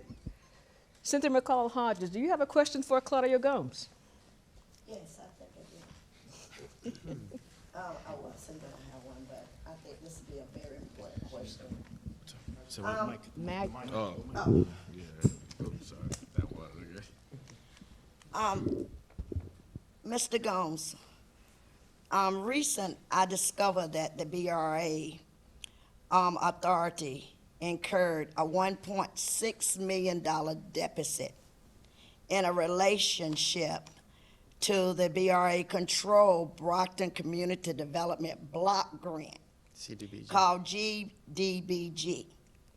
Due to mismanagement, incompetent and potential fraud, can you tell me, didn't you used to work for the BRA and was a manager of these funds when the incompetent occur? Why should the residents, you tell me, why should the residents trust you to continue being on this committee and the funds disappeared? And so I would love for you, this came up, I guess, in the financial meeting, because I watched it. So I would love for you to tell me about this $1.6 million deficit. Absolutely. I don't know about the number itself, but I'll tell you But this. that's the number, I got the exact Okay. number. I did work for the BRA, the Brockton Redevelopment Authority. I started in the LAD program, which is monitored by the federal government. And then I started as an intern when I was in college. And then I was an outreach person, did well, and then they offered me a full-time position while I was still in school. I accepted and continued to work from them for about 4 to 5 years, give or take. After LAD, I moved to the rehab, which falls under the CDBG Community Block Grant. I have nothing to hide. I always documented everything. I emailed everybody that needed to be emailed. So the state, the federal government can come, do an audit, do an investigation, clean. That's all I have to say. I don't know about the number itself. Right, yeah, the number, and just one other question to add with it. Also, you had the home funds. That was the support of affordable housing. All of this, I know you said about the GDB fund support of the city. And the lead paint program, which protect the kids from lead paint poisoning. But you still didn't answer, wasn't you the manager of these funds? Because of BRA, which has since been demolished, now they have came back on this situation. So that's what, and it was they stated on Monday night, there was a $1.6 million deficit. No, I was not the manager of those funds. I ran the homeowner rehab program. I had supervisors and managers that managed the But overall. you was the manager of the specific, maybe I need to Homeowner rephrase, rehab. department, right? The homeowner Because, rehab. right, Not CDBG. director, I think, was Phil Griffin, but I think this, what I'm specifically referring to you as, you was the manager, right? Of the homeowner rehab, which Right, that's falls what I under just said. CDBG. That There was three. no deficit in that program, and it was run No, because all the funds went away, right? spotless. That program was spotless. And you deleted all your computer evidence. Nothing, everything is in there, should be there. Okay. Is this relevant All right, to? no, you know, I'm gonna. But Claudia, you I think- should- I think you have a question in any for case, Cynthia. because she's Yeah. questioning my character, you should redirect your questions to the city. The I will, BRA since you- has a grants drive, which is monitored by our then IT department. Right. So anything and everything that was done should be live. Right, absolutely, I agree Yes. with that. So anything that I touch or that I did is live and is saved in a grant drive. So I couldn't go in and just delete it. And Okay. every work that I did, I was proud. I emailed, before I left the BRA, I emailed the mayor and every city council. I said, this is the work that I did since I was in charge of the homeowner rehab program. And I Okay. told them I'm resigning because of this and this and that. Okay, thank you. Now, Does that clarify? do you have a question for I Cynthia? do, and this Okay. is more related to what we will Okay, be doing as school okay. committee members. Go ahead. Right, Can I steal your water? You need a drink. I didn't mean to make you hot. No, I just asked the question because it was brought to me, not meaning to. Okay, what is your but- question, Claudia, to I've never stole a penny from this city. Okay. So my question is in two parts. I had 10 questions, but I can only ask one. So Can we give his our questions? you so have one? the first piece is related to safety and security. What are your top 3 safety upgrades for the school department and in the next 12 months if you're elected? And how will you fund them without cutting classroom resources? That's the first part. Do you want to answer that, and then I'll ask Yes, the and second? Okay. yes. The first question on safety, I think, first of all, for safety, I think we need to put more, employees, teachers, different things in place, and we need to make sure that, let me get it together, because I have so much going through my head. With the safety issue of the school, the bullying, all of that, but we also need to have more, not polices, we have school police there, so that should be a safety in place. But you also need like the paraprofessionals, that type of stuff, they hands-on with the school. But in the safety rule, I think I would put forward to making sure that the parents help with the safety, get more involved, and make sure that I try to have a plan in place. Okay. So I would like to clarify that. So the 3 upgrades you do is, You didn't get them? it was a bit all over. I just wanted to clarify. 3 safety updates you would do would So be. to see the upgrades, I would do what they already have, what they walk through. I would make sure that the kids are safe coming in. We would scan them just like we normally, like they're doing now. I would also put in place that, that the halls, the police and stuff be coming there. And I would also make sure that I'm there too, to make sure that it's, to help. Okay. Go ahead. The second piece of my question is, as you've noticed and as you've seen, we deal a lot with budget.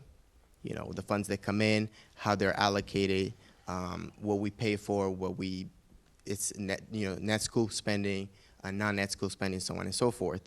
One of the things that I noticed in my 2 years on the school committee that we had to deal with is the Schedule 19. My question to you is, what is your understanding of the Schedule 19 and how you would approach it in order to make sure everything is itemized and according to the services that are being rendered? Well, we're trying to move a new direction. I heard of the Schedule 19. I'm hearing Tony say about it all the time. So what I would do, I would make sure that as a new incumbent, I would get with whoever the elected officials, that the incumbents that has been, and we would make sure that we balance it. We would make sure we go in and we see what is needed to fund it and to be there. Because as a new person, I would have to learn, just like you learn. You asking me these questions, so some of them I know, some of them I don't.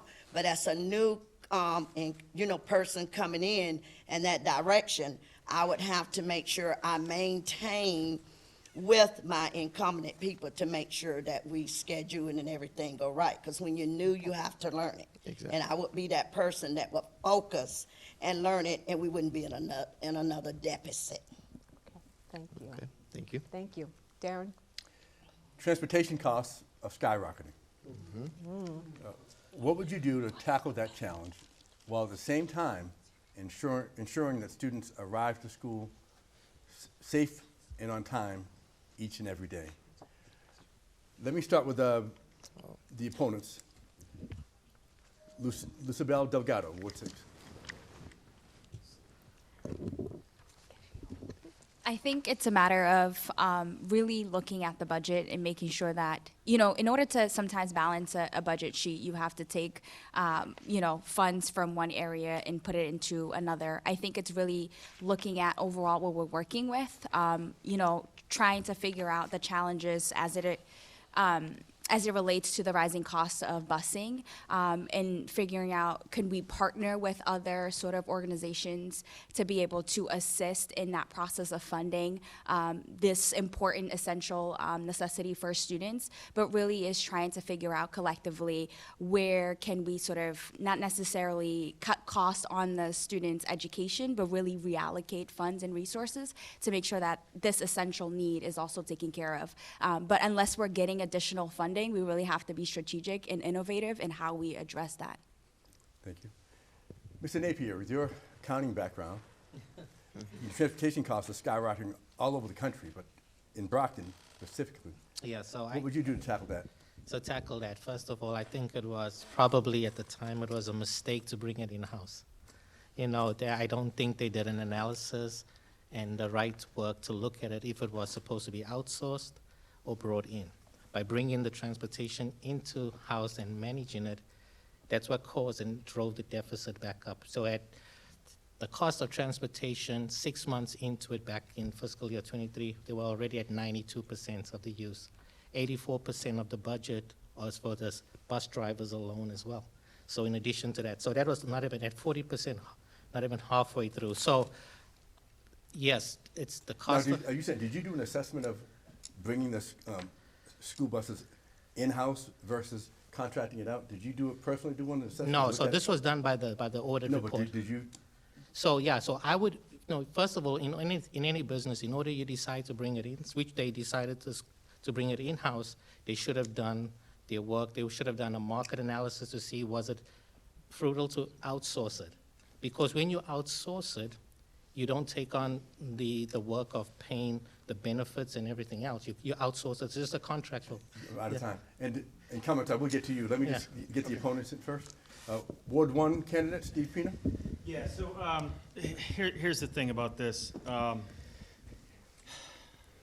You bring in, you got to understand where they got the money from first. There was a lot of COVID money flying around, and they looked at it as, they had the right idea, You're talking about bringing the buses in. Yeah, that's how they got, Yeah. how else are they gonna have the Right. money to buy all those buses? The city doesn't have that money. So when you look at it now, you gotta do a good look. They bought buses that they shouldn't have bought. They should have bought diesel, instead they bought gas. Now, nobody, even if they wanted to do away with these buses, they can't, because nobody's gonna buy them. They're now pennies on the dollar, so that was a bad decision. So now we're living with this decision. So what are we gonna do? What I would do is I would look on how I could cut. And how would I cut? I would go back, and I guess I'm showing my age again, but when I was growing up, there was something called neighborhood schools. And so let's go back to neighborhood schools, let's build communities back up, and maybe, just maybe, we cut some of that transportation cost that's killing us every year. And so if you can't think outside of the box, then you shouldn't be doing the job. Mr. Pereira. Thank you. So for me, again, having the planner's background and actually previously working with the Old Colony Planning Council, the regional planning agency that includes Brockton as one of the 17 communities and growing communities. I worked with Safe Routes to School, which is a state program that's under MassDOT that helps improve connections to students from their home to school. So that's improving sidewalks, improving road infrastructures that's within the areas of schools. And we actually, while working with OCPC, there were opportunities that weren't able to come into fruition because of whether it be lack of leadership or lack of information being shared. So that's something that I would like to tackle. And also, again, looking at different methods that we can do to strategize and improve transportation for the city of Brockton. And that's actually one of the reasons why I ran in different offices before and also doing it again now as school committee members to make sure that we not just help infrastructure, but teach people how to change infrastructure and change their community by being involved in planning. Let's as hear well. from Ward 5 challenger, Sandra Centeo. So I've been involved and also tried my best to attend the school committee meetings. So one of the things that I remember hearing, it was about an idea that someone brought up about, or if it was not an idea, that would be an idea that I would propose. I just don't want to take somebody else's idea. But it's, if the students, students need transportation. They need to get to and from school. So there's no way we can cut that. So the question is, for those students that are going to school that's out of district, can we share the cost with the district that they're going? Can we split the cost of that? Also, for the students that are also going out of this district, if there are 5 of them that are being bused to go to different towns to receive the service that they need, can Brockton create those programs for them so they can stay here in Brockton? So that would be those would be my 2 ways that I would try to cut the cost, but students need to get to and from school, and if that's part of their service, we have to make sure that we're looking at that. Thank you. I'm And just sorry, because it's really important to understand, and I know you guys understand over there, but we lose these students and we get a lot more money in if we keep them here. The towns that are taking them in, how much do they get? They get $8,500. We're spending $22,000 plus on our students. So these other communities, that's why they keep shutting the door. Like, we have to figure out a way on how to keep these kids here. agreed. Cynthia? Oh, I thought I went on, oh, okay. No, you. No, I didn't About hear. transportation. Yeah, but, that's true. I pretty much piggyback on all the rest of them, but I think that the overall transportation, the ones that's going out, I agree with Sandra on that, but the problem is that you'll go all the way down to Cape to pick up a kid for transportation. If you find a different way, you got all these big buses, some of them you see, they sitting there, up at the fairgrounds. I think you should think about it, overlook it, get a better system, and see exactly what can be done with this, with these buses and stuff. Claudio Gomes? Yes, love the answers, by the way. Transportation is expensive. And I piggyback what Mr. Pina said about bringing it in-house. It was before my time. However, everything seemed to fit in. They had extra funds. Cost of things were not as expensive as they are now. Some of the things that we have to consider is, price inflation. Price of everything has gone up. We have our own buses now, so we have to maintain them. We have to provide maintenance and whatnot, gas. We have our own drivers, and we also outsource some of the services. One of the things that we could do potentially, and needs to be looked at in further details, is rerouting some of the routes that we have. You have people going, ways that maybe we could cut down on some of the drives that we're doing.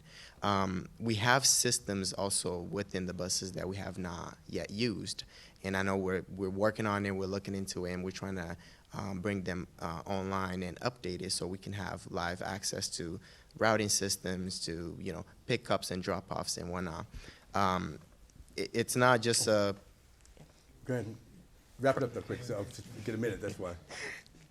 Just my train of thought. Forgive me, go ahead. It'll come back. No, it's fine. It'll come back.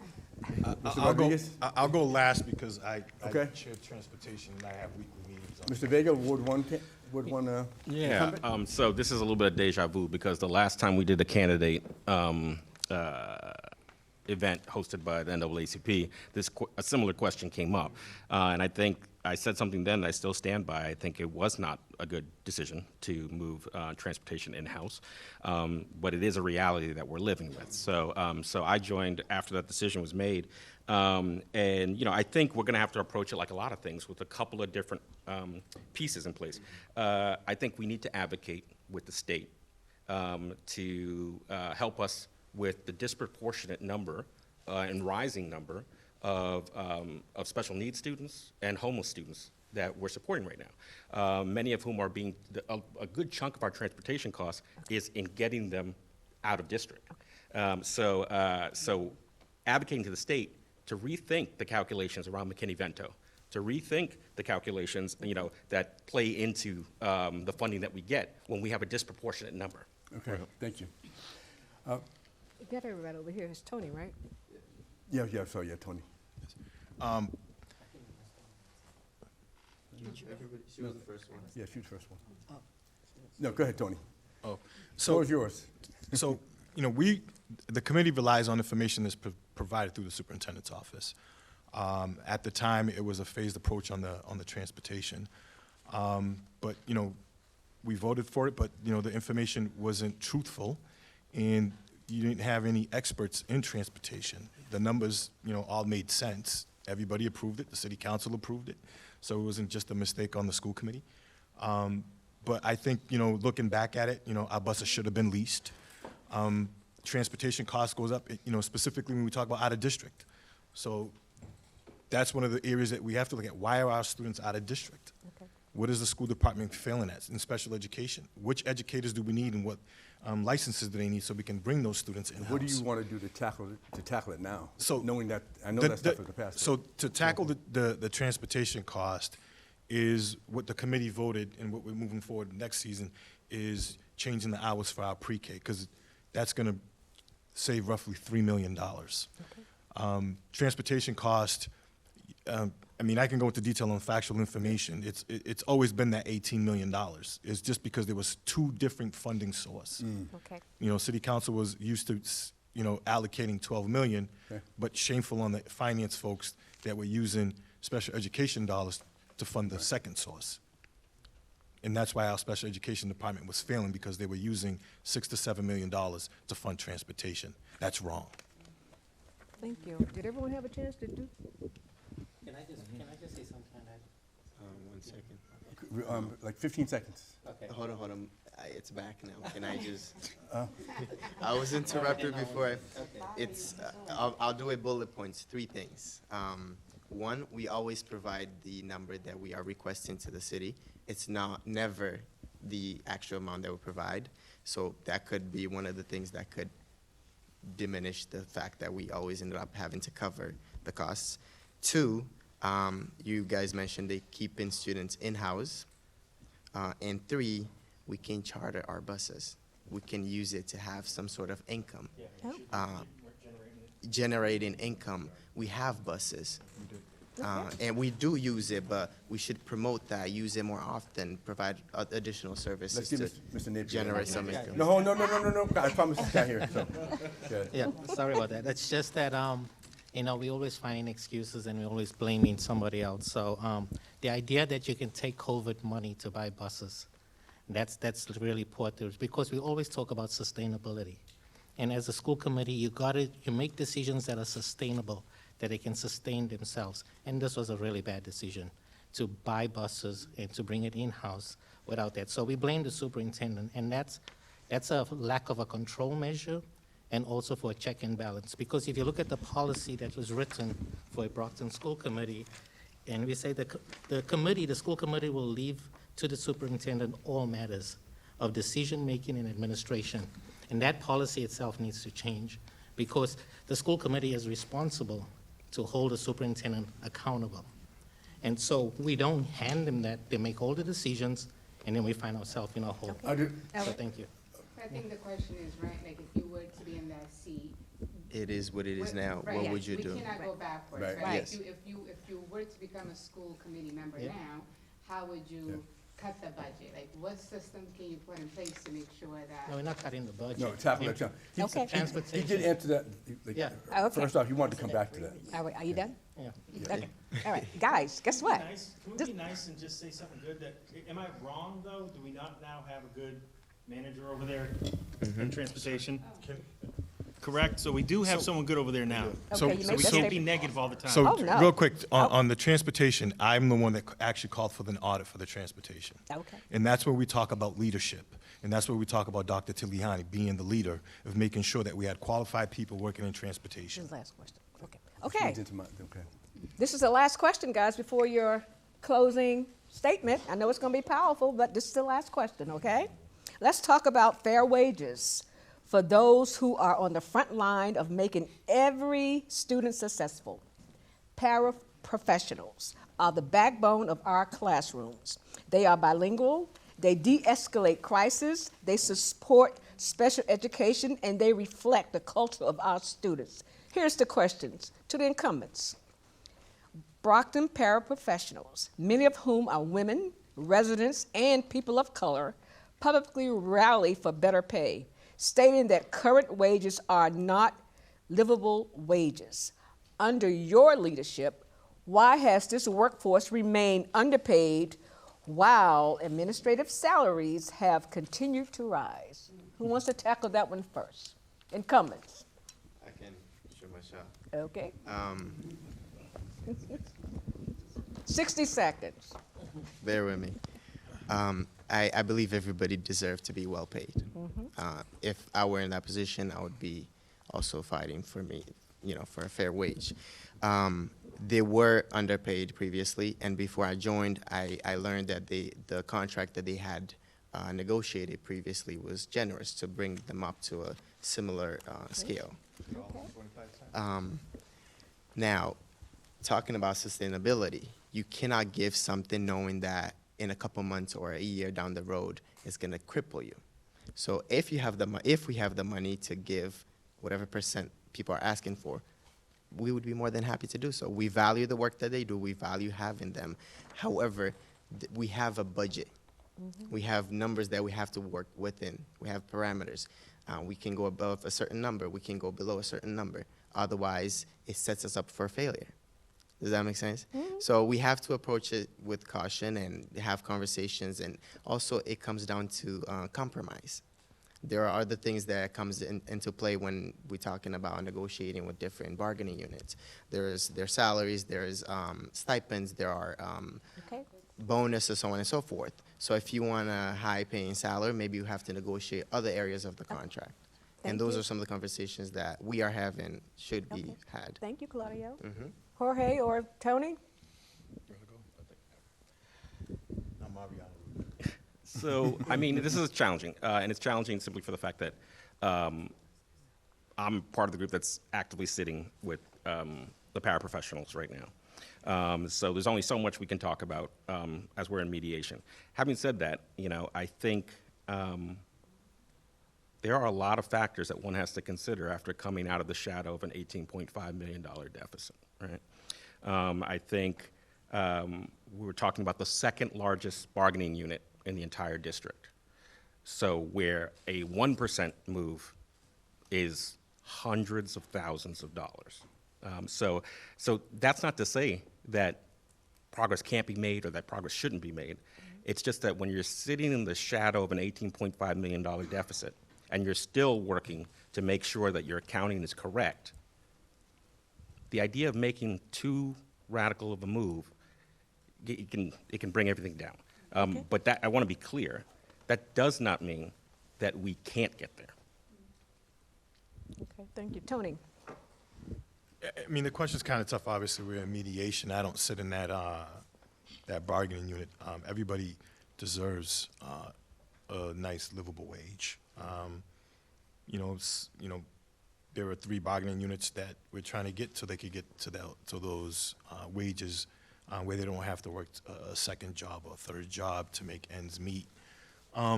We come back and we talk about what can we give them, and this is where if reelected, and whoever is serving with me, we have to tackle the city when it comes to Schedule 19 because our raises is tied up in Schedule 19. One example is that we pay the law department over 600 grand. We can settle 3 bargaining units with just that.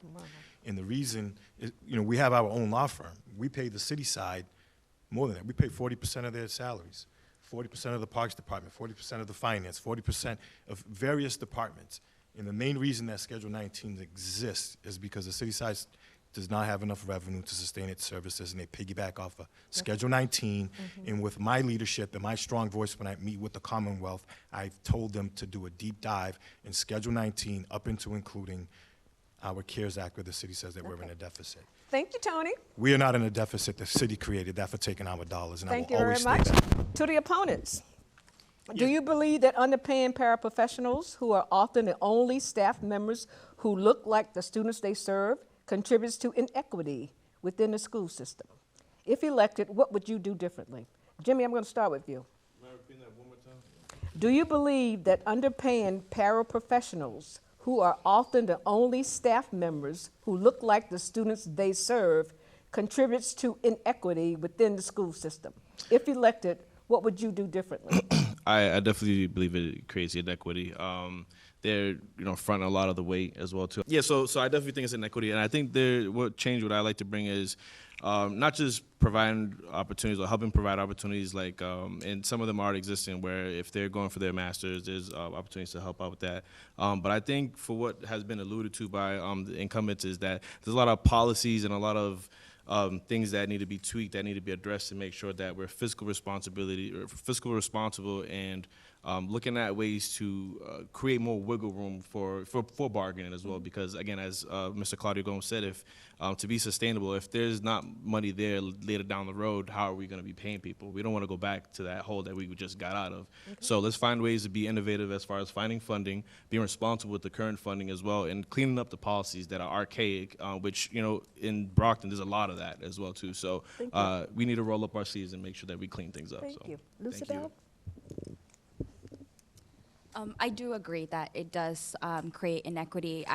After one of these forums that I did, I had a conversation with a paraprofessional who shared with me that, she had worked in the Brockton system for 19 years and was really passionate about it, but made a decision to transition to the Boston school system. And it was mainly because of the fact that she was not making a livable wage. And so, you do discourage these paraprofessionals from being in the classrooms and from really providing that service that the students need. I think there's a lot of sort of information that I think coming in as a new person I'm not really aware of. A lot of laws and a lot of different sort of funding sources that Tony has alluded to. I think having all of that information would allow me to make a sound judgment and a better decision when it comes to negotiation. So it's not really something that I can really say that I have an actual plan. I think my first step would be to learn and to really ask the questions that maybe they have the answers to that I don't have the answers to. But I do believe that everybody should have a livable wage. Absolutely. Thank you. Steve Pina. Yeah, first I want to say thank you to Tony and Jorge. They finally got what I was trying to get them to do, and that's to do their job and say that they shouldn't be really commenting on these things when they're actually in the process of negotiating them. So that's good. The second thing is, yeah, it's easy. You cut some of the contracts, and you cut some of the fat that's up in the administration, and then you can give them that increase. Oh. It's as easy as that. Oh, wow. Cynthia?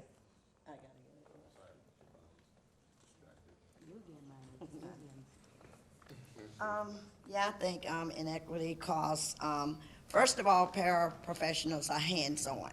So I think what should happen is, I agree with Steve, is that I don't know if we can cut the contracts. I don't know too much about it because I'm an incoming, I'll be an incoming person. I would have to learn more and find out more about it. But I do think that I was talking with some last night, actually, because I was at the school committee meeting, and they was complaining about that the school wanted to give them a 2% raise. 2% is not the cost of living. So that is a problem. I mean, look like you could look at, they should have a livable raise that they don't have to work. Some of them say they work 2-3 jobs, and that is sad. You know, what if you do have small kids within the school system, or you gotta come home and try to take care of those kids? I mean, you gotta think of, if you're making a big salary, they are hands-on along with the teachers. Why shouldn't they have a livable salary? Well, Pina, I love the idea that everybody can just get money. I wish it was that easy. But I would say this, as someone that is a current union member, and I also used to be a union steward, I know negotiation takes time, and I also knows that it takes compromise. I will give you this so you can have this, right? But also, for paraprofessional, I'm someone that works 2 jobs, right? Because I'm a union employee, right? So I don't get, they're not cutting this thing to give the staff money right away. That's not the way that it works. So I do believe that they deserve a higher, they do deserve a greater benefits, and also their salary needs to increase. So I think it's just, right, like make sure that we do have the money long-term to continue to pay them. We don't want to offer them something and then down the line to say we have to lay you guys off because we don't have the funds. So I think it's, right, we're coming off out of a big budget crisis. So I think we need to be smart, and we want to continue to keep the staff.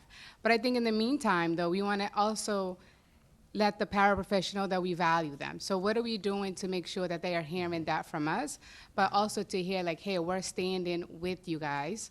We just want to make sure that we're doing things the right way and the smart way. So this is not everybody gets money. That I wish that was the world we were living in. Thank you.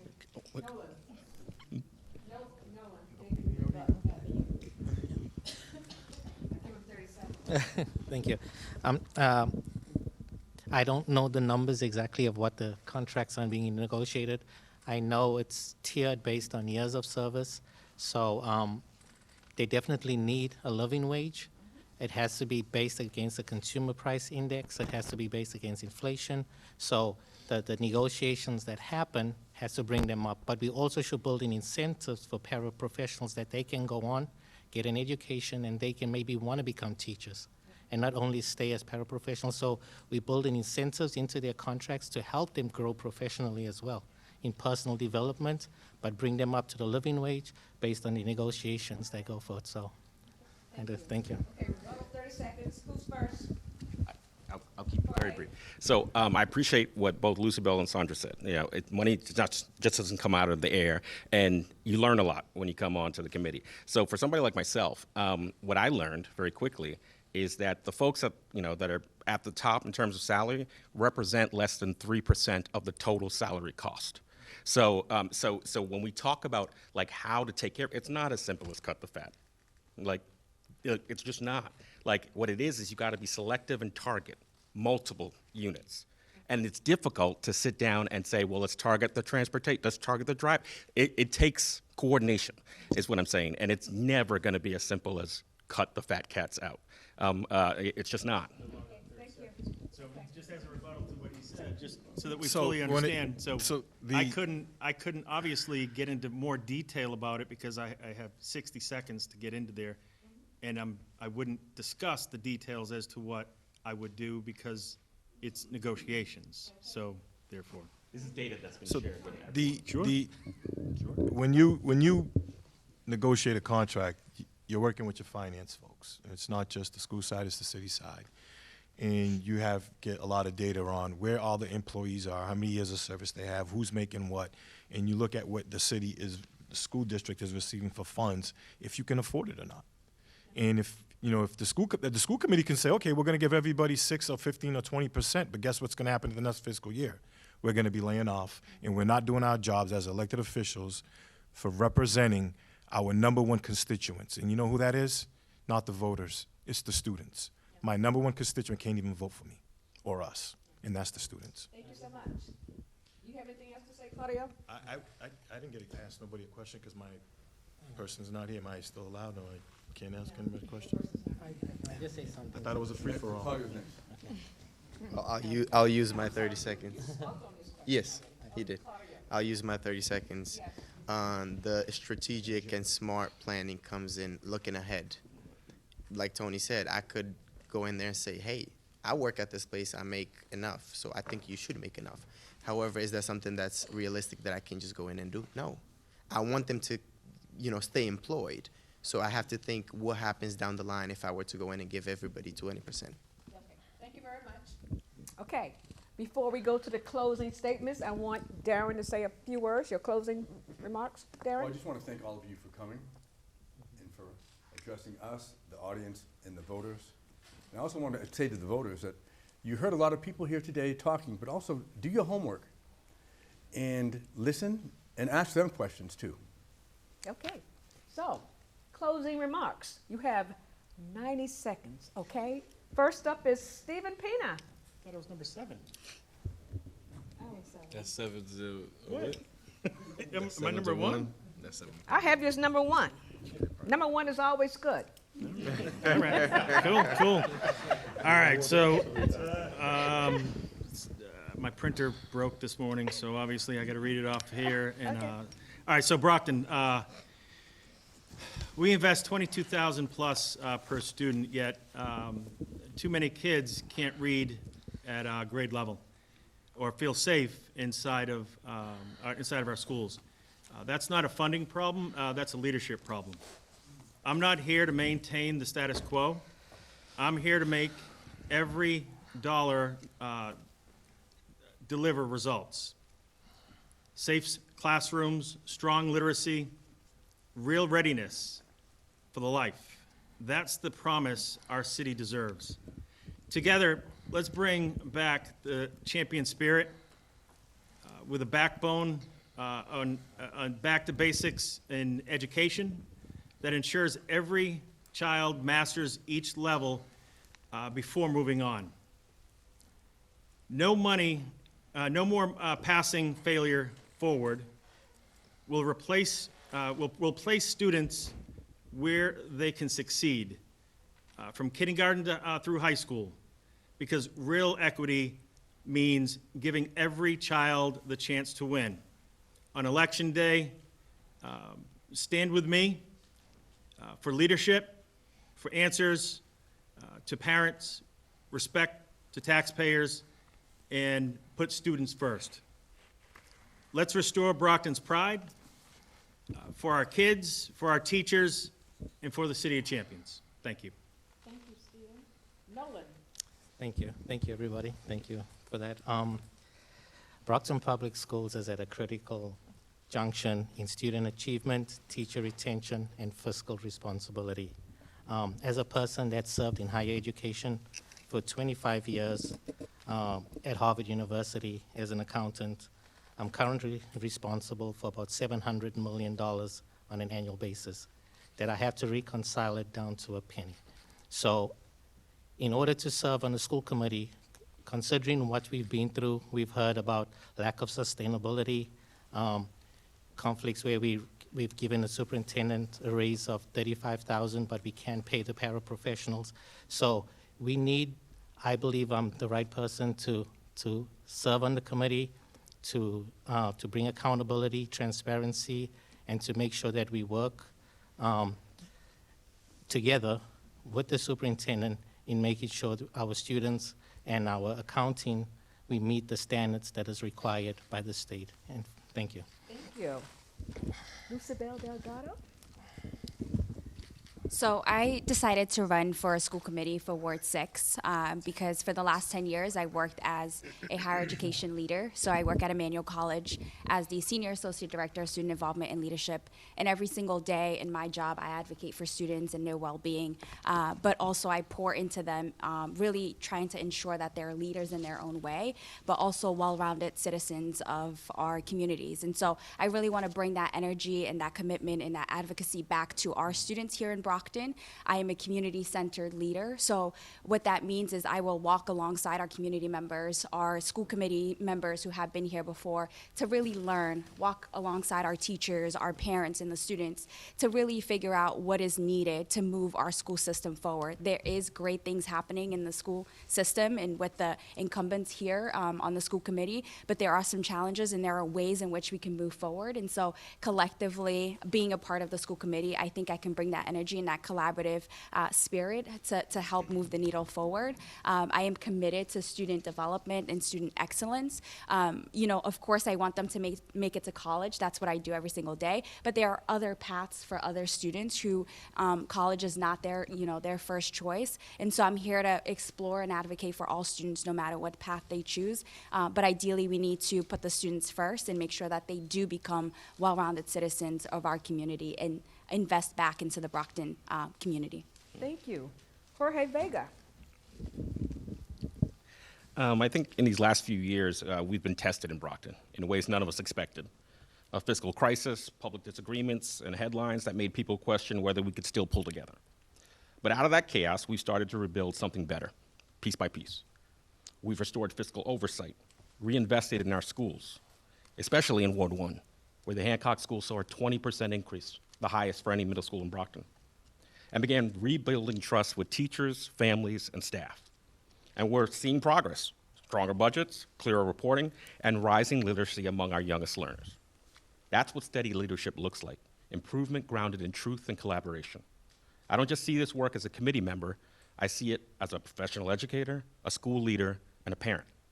My wife and I have 3 children educated in Brockton Public Schools, a college graduate, a sophomore in college, and a son in the Brockton High IB program. Their paths are all very different, and that's how it should be. Not every student will choose college, but every student should graduate prepared for whatever future they build for themselves. Now, the work isn't finished, but the fire has been lit. We need to keep feeding it with experience, honesty, and the kind of steady leadership our children deserve. Thank you. Tony Rodriguez. First off, thank you to the Brockton Area Branch and NAACP for hosting this event, because this is an interview, not just a formal debate, because all of the members here are interviewing for this position to lead the district and being a leader in their respective wards.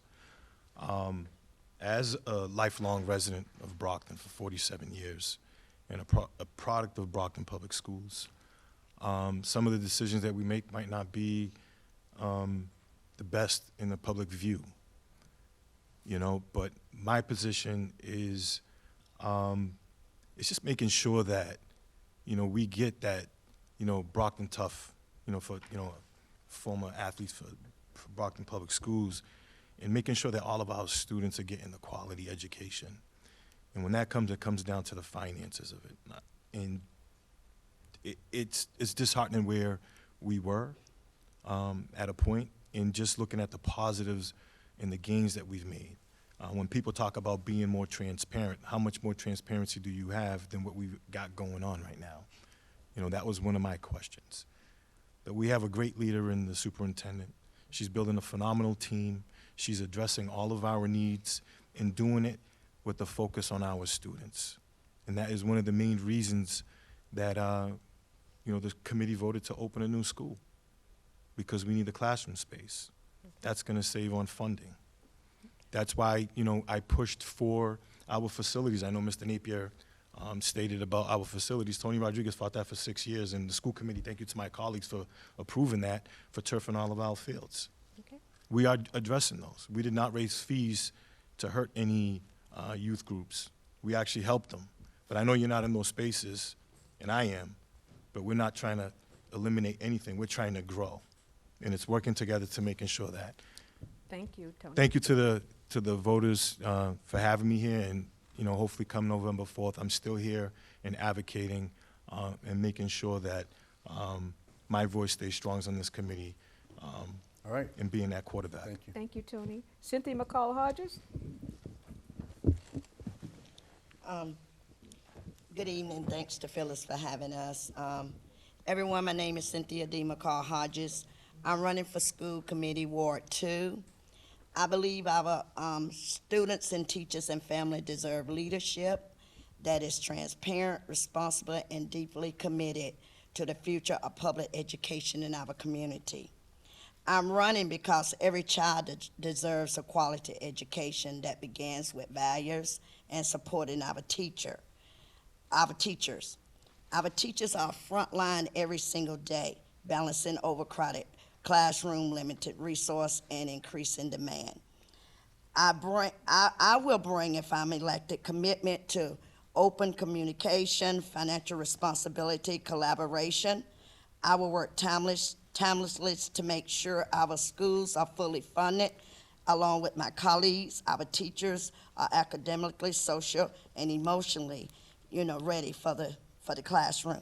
This election is about who you can trust to put our children first. I will always stand with our teachers, our parents, and our students.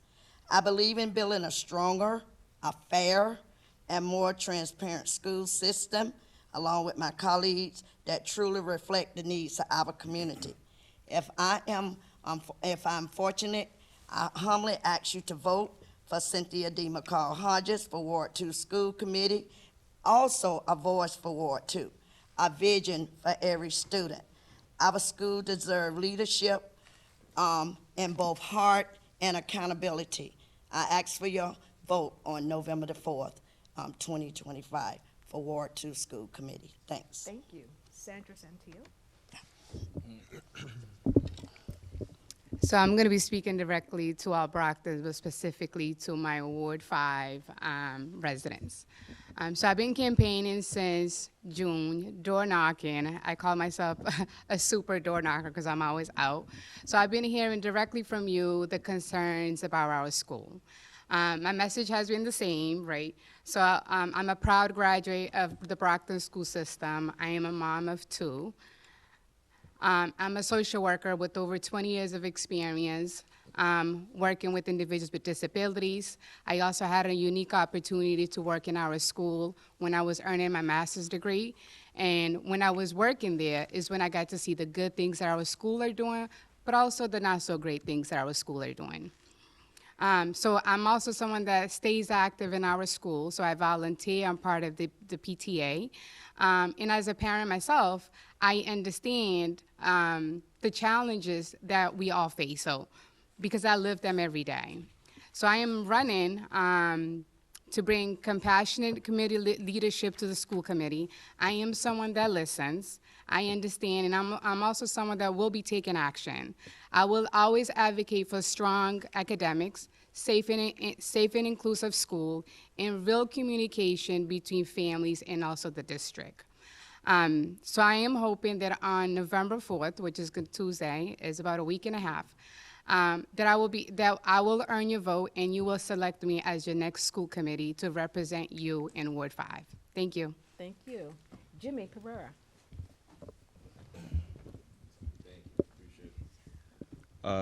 So, to Ward 7 residents, again, my name is Jimmy Pereira. I'm running for Ward 7 School Committee. And November 4th, I'm asking your vote so we could bring change to the city of Brockton, especially in our ward. And again, it's about bringing change to what needs to be changed. We need to make sure that we have leaders that are going to work with each other, that have a vision for Brockton, and also know what our youth are going through and what we need to address. So again, on November 4th, I hope to have your vote so we could bring change to the city. Thank you. Thank you. Claudio Gomes. Last but not least, I'll try to keep it. I wrote it for 90 seconds. Thank you for the opportunity. My name is Claudio Gomes, Ward 2 current school committee member and running for re-election. To the Brockton families, I know you want what every family wants. My Ward 2 family, I know you want what every family wants. Safe schools, high quality learning, support for students' mental health, and genuine partnership with the community. When I first ran for the school committee 2 years ago, I came in with all these great plans, excited, you name it. We were faced with challenges, we had a deficit, and priorities had changed. However, my plan focuses on 4 things. First, safety and security, practical preventive upgrades, and clear protocols developed with staff, student, and public safety partners. Second, excuse me, high quality education and materials, up-to-date curricula, textbooks, and technology so teachers can teach and students can thrive. Third, mental health and well-being, more counselors and social workers, earlier intervention, and a caring climate that helps students feel seen and supported. Fourth, community engagement and equity, decisions made with family and educators at the table, plus transparent reporting. So every dollar and every result is visible and accountable.